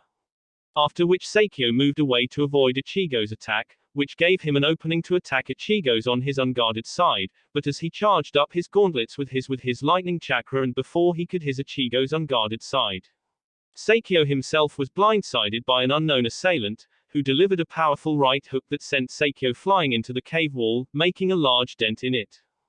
As Seikyo slowly picked himself, he found it difficult to move as his body was somehow numb from the hit. As he looked up, saw that his attacker was none other than Takara, who used her Raikage Thunder Fist to hit him. When he got back on his feet, Seikyo had believed he had finally figured out the secret of Takara's Raikage, which was also used by her husband the Raikage. The technique itself was similar enough Raiten no Yoroi lightning release armor, and his own clan's technique, where they used their own bioelectric current to enhance their strength and speed. But unlike those techniques, Raikage simply enhances the power of a single hit like a punch or kick, amplifying its the user destructive power immensely, while no using as much chakra as Raiten no Yoroi would. Also, as an added bonus, when user hits someone with his or her Raikage, then the person's body will be temporarily disabled due to the lightning chakra running through their body, making them go numb and unable to move for a short period, or at the very least slowing their movements down. When he figured how Takara's technique worked, he had to silently applaud the girl's skill in creating the technique, as it was a pretty impressive. But even still, as he stared at his opponent, he saw Ichigo and the rest of the Storm Nin group gather around her, whereupon seeing this Seikyo frowned, as this battle was becoming more bothersome than he would have thought. After which he got into another fighting stance to continue his battle with Uzumaki, Kisaragi, Yuffie and Animal Path. As Yuffie dodged a bubble attack from the giant crustacean, she threw her Fuma Shuriken at the crustacean, where her Shuriken hit the crustacean, but it bounced off the giant crustacean's hard shell. Seeing this, Yuffie threw several kunais with exploding notes tied to them on it, where once they hit the crustacean, they exploded, although the most they did to the crustacean was make scorch marks of its shell. After seeing that her exploding notes did little harm to the large summons, Yuffie cried out to some of the Storm Nins, who were busy trying to kill the Animal Path. "Hey you three, I want that overgrown crab roasted." "Hi," replied the 3 Storm Shinobis as left Animal Path to the rest of their comrades and jumped into position in front of the giant crustacean, where each did 3 quick hand seals at high speed and finished at the same time, where they then cried out together, Kaiten Renkejutsu, Karura, Fire Style, Cooperation Technique, Garuda. After which the 3 Storm Nins each breathed a long stream of intense fire, which combined to form a flaming dragon, which flew straight for the giant crustacean. Upon which it engulfed the large summons in flames, burning it alive, where it screamed in pain. "Finish him off, Makaku," cried Yuffie, as he large ape summons appeared over the giant crustacean, with his large bow staff over his head, where he swung it down hard of the large summons, killing instantly and causing it to puff away. With another one of his summons defeated, Animal Path narrowed his eyes in anger, where after dodging several wind, fire and lightning enhanced shurikens, he slammed his hand on the ground and cried out Kuchio's no Jutsu, and summoned a large chimera-like chameleon with snake for a tail. The chameleon also had a number of piercing on its body and had the Rinnegan, like all of the other summons that Yuffie had fought against. Upon seeing the large summons, with Animal Path atop its head, Yuffie, Makaku and the Storm Nins quickly surrounded the summons and its master. Seeing their situation, Animal Path had its summons jump up into the air and latch onto the cave wall, where before any of the new Kumo shinobi could attack them, the snake-tailed chameleon swallowed its summoner and then cloaked itself invisible so that none of the new Kumo shinobis could see them. When the snake-tailed chameleon cloaked itself invisible, Yuffie and the Storm Shinobis quickly formed a circle formation with Makaku in the center, so that their backs were against one another and the summons couldn't sneak up on them. Unfortunately, the summoned snake tail of the chameleon could be used for offensive abilities, where the invisible snake tail extended from its main body and sunk up on an unsuspecting Storm Nin and bit him, causing the Storm Nin to cry out in pain and collapse because of the poison in the snake's fangs. When this happened, the new Kumo shinobi quickly broke apart from one another, fearing that they would be attacked like their comrade. After breaking apart, one of the Storm Nins, who was also a skilled medic, quickly ran over to the fallen Storm Nin so that he could treat him for the poison. At the same time, Yafiri summoned Yukichi and told him to sniff out the target, as she knew how sensitive her summon was to smell. Using his keen sense of smell, Yukichi quickly located his target and dashed forward at astonishing speed, where before the snake-tailed chameleon could react and move away, Yukichi jumped up into the air toward the invisible summons on the wall and slashed its side. Where a large amount of blood burst from its side from Yukichi's slash and made the large summons cry out in pain and became visible. Upon seeing the snake-tailed chameleon, the storm shinobis let loose a fierce barrage of kunai, shurikens and other projections at it, piercing the large summons with countless weapons. After which a storm nin wearing a hawk-shaped mask drew out his katana and channeled a large amount of his wind chakra to his katana and swung it, while crying out, "Futon, Kazigetsu, wind style, crescent wind." DD, creating a fast-moving crescent blade of wind, that sliced right through the snake-tailed chameleon and cut it in two with no trouble. As his snake-tailed summons was destroyed, Animal Path quickly jumped out of the remains of his summons just before it puffed away. But as he jumped out, Yuffie quickly did some fast-moving hand seals and roared out, "Brayton, Shirai lightning style, lightning strike." And sent a powerful bolt of lightning at Animal Path. When Animal Path saw the bolt of lightning coming for him, he tried to avoid it, but the attack was too fast for him to dodge and he was hit in the chest by the bolt of lightning and was blasted into the nearby cave wall and embedded into it, with a massive bleeding wound in his chest from the lightning bolt. Still able to move despite the wound he received, Animal Path tried to push himself out of the wall, but before he could, 4 storm nins pierced his hands and feet with their swords, nailing him into the wall and channeled their lightning chakra into him, making sure he could move. After this, another storm shinobi appeared in front of Animal Path and pierced his stomach with his sword, after which he did some hand seals and cried out the name of an unknown jutsu to pain, where a large seal formed around Animal Path, with the 5 swords that nailed Animal Path to the wall being used as focus points. Once the Fuinjutsu was done, Animal Path eyes close, where its body slumped over, showing that pain connection to Animal Path was severed. With Zhuge Liang and Deva Path. Shinra Tensei, cried Deva Path as he used his technique to repulse 4 storm nins away and blast them to the other end of the cave. As soon as Deva Path did this, a storm nin wearing a blue dog mask with black designs on it burst out of the ground with a katana in his hand and slashed a Deva Path with it. Fortunately though for Deva Path, he was able to jump back just enough to avoid a serious cut, but there was a large slash cut on his Akatsuki cloak, revealing his bare chest with a slight cut on it now, due to the slash of the storm nin's katana. After avoiding the slash, Deva Path quickly brought his right arm forward where a chakra disruption blade emerged from his sleeve.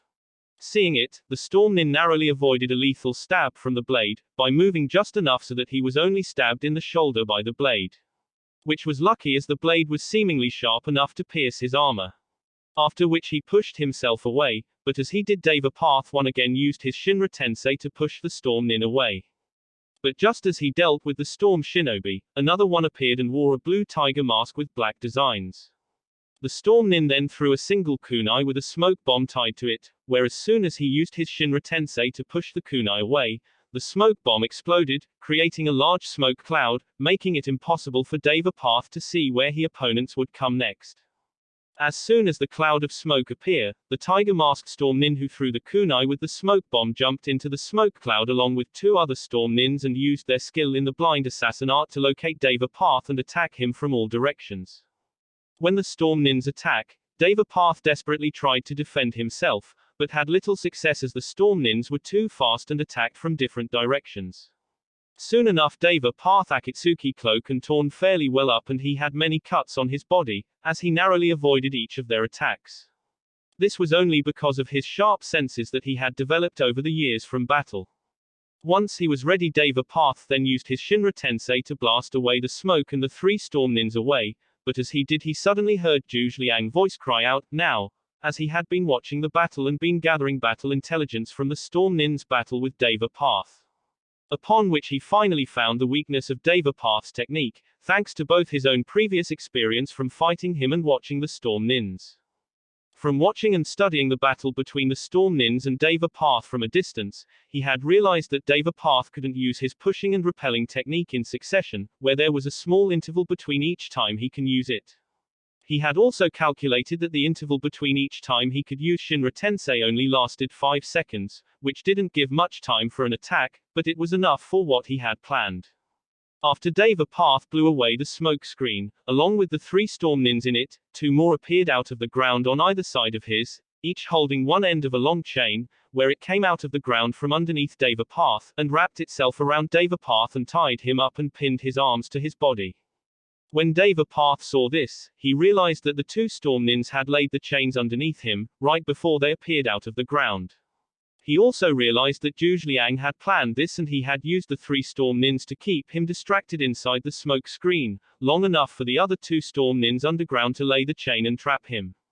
As soon as Pain was wrapped up in the chain, Zhuge then struck, where he roared out Raiten, Shirai, and fired a large lightning bolt at Deva Path. But just before the lightning attack hit, an energy blast appeared and intercepted the lightning blast right before it hit Deva Path, where it created a massive explosion, which blasted Deva Path and the 2 storm nins away. As the smoke cleared from, Zhuge could see Deva Path figure walking out of the smoke, where his cloak completely destroyed and the top portion of his body exposed, with many more cuts and injuries on it. At seeing this, Zhuge saw this, he narrowed his eyes and turned to the source of the laser blast that incepted his Shurai. When Zhuge turned, he saw that Asura Path had been the source of the blast that incepted his attack, and saw that the laser blast had come from some kind of laser cannon that appeared out of Asura Path head. Upon seeing this, Zhuge quickly realized that Pain had Asura Path intercept his attack, so to avoid losing his primary path, but even though he had saved Deva Path, Pain had lost Asura Path.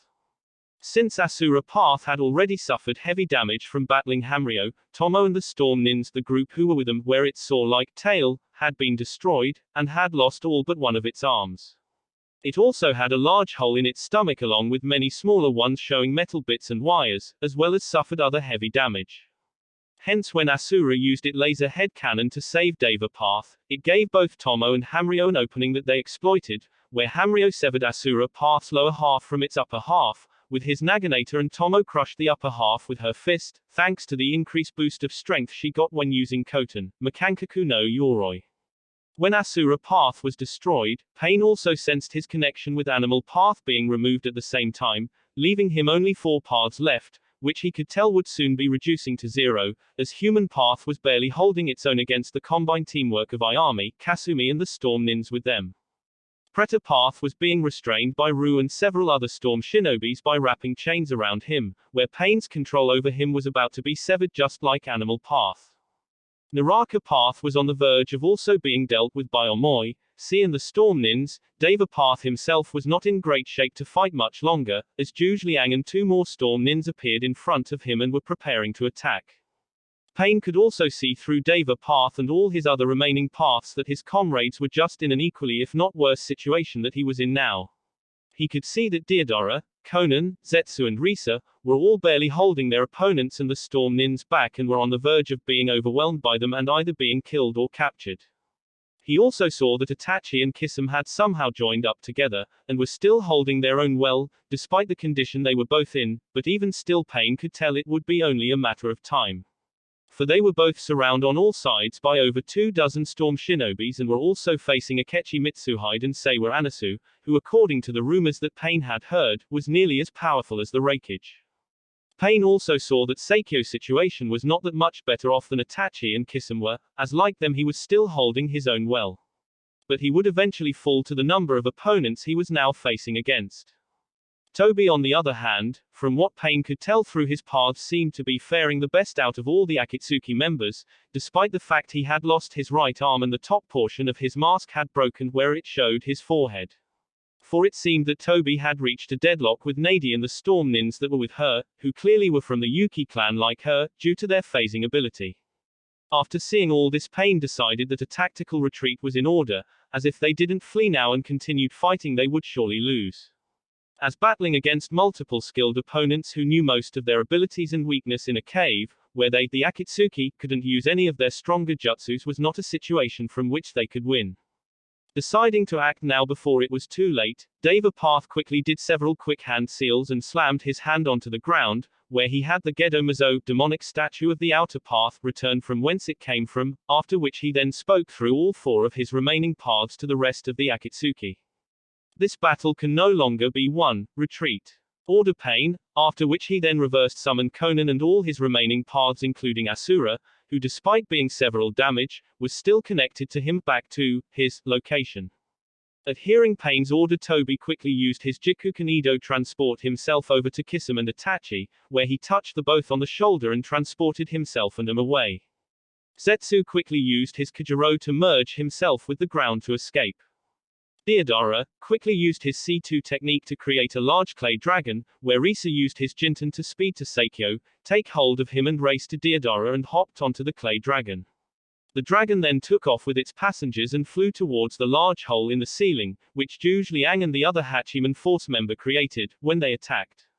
Stop them. Do not let them get away, ordered Zhuge Liang. With several dozen storm shinobis and some of the Hachiman force members channeled their chakra to their feet and jumped up into the air after them. Seeing this, Deodara quickly got some more clay and mixed his chakra with it and created several dozen medium-sized clay birds, and sent them flying towards the new Kumo shinobis. Where he had them explode right before they came into contact with them, and before the new Kumo shinobis could use their lightning to neutralize their exploding effects. When the clay birds exploded, they blasted back the majority the new Kumo shinobis with the exception of Yafi, who was on her sparrow summons. Don't let them get away, Hitakia. Ten cried Yafi to her large sparrow summons as they flew after the clay dragon and the remaining Akatsuki members. Unfortunately, the clay dragon had too much of a head start over them to stop them from exiting the cave through the ceiling roof. This was because Yafi and her summons had to move away to avoid the blast from Deodara's explosions, giving the Akatsuki members more time to escape. But what the Akatsuki didn't know was that the new Kumo shinobis were prepared for such an event like this, where the moment that they flew out of the hole in the cave roof they came under assault from above. When the Deodara and the others looked up, they saw a new Kumo airship and 3 squadrons of Skyhawk ninjas flying above them and fire at them. Shoot 'em down, cried Kane, as he led his squadrons to attack the Akatsuki members. Upon seeing the airship and the Skyhawk ninjas, Deodara quickly made several aerial maneuvers to avoid the flying projections and the jutsu sent by the Skyhawk ninjas, as well as attacks from the new Kumo airship and its lightning cannon. But even still, there was only so much he could do to avoid where the clay dragon took some hits. Seikyo tried to help, where he fired some lightning jutsu at him, but the Skyhawk ninjas were skilled at avoiding attacks like these, although Seikyo was able to hit some of them, as did Deodara, with some C1 clay birds. But even then, they mainly only hit the Skyhawk ninjas' wings, as the Skyhawk ninjas were able to avoid enough to not be killed, where they landed on the ground without any harm. Risa helped out as well by throwing shurikens and kunais at Skyhawk ninjas, as there was little else he could do in aerial combat. It got even worse for the Akatsuki members, where Yafi came out of the hole in the cave roof with her sparrow summons Hitakia, along with Anasu, who used his flying technique FF to fly out of the cave. With Anasu arrival, Deodara barely avoided several ice dragons that Anasu created with Hyuranmaru, while Yafi summons Hitakia hit them with a powerful wind jutsu that nearly forced them to the ground. And if things couldn't get any worse for the Akatsuki members, they did when Zhuge Liang, along with several other members of the Hachiman force, and many other storm shinobis, jumped out of the roof hole in the cave and started attacking them from the ground. Seeing that they were on the verge of being captured, Seikyo reacted quickly, where he charged up his bioelectric current, along with a massive amount of lightning chakra, and then told Deodara and Risa to close their eyes. After which he did some quick hand seal and cried out, Reigen Raikage, lightning illusion flash of lightning pillar. Where an extremely bright light emanated from the Seikyo's body, blinding everyone in the area with the bright light. With everyone blinded, the 3 remaining Akatsuki members flew away, where by the time the new Kumo shinobis recovered, they were too far away to catch. It seems that we failed in our mission, Sensei, as out of the whole attack, we only captured one of Pain bodies, spoke Anasu with a slight frown, after he landed next to Zhuge Liang.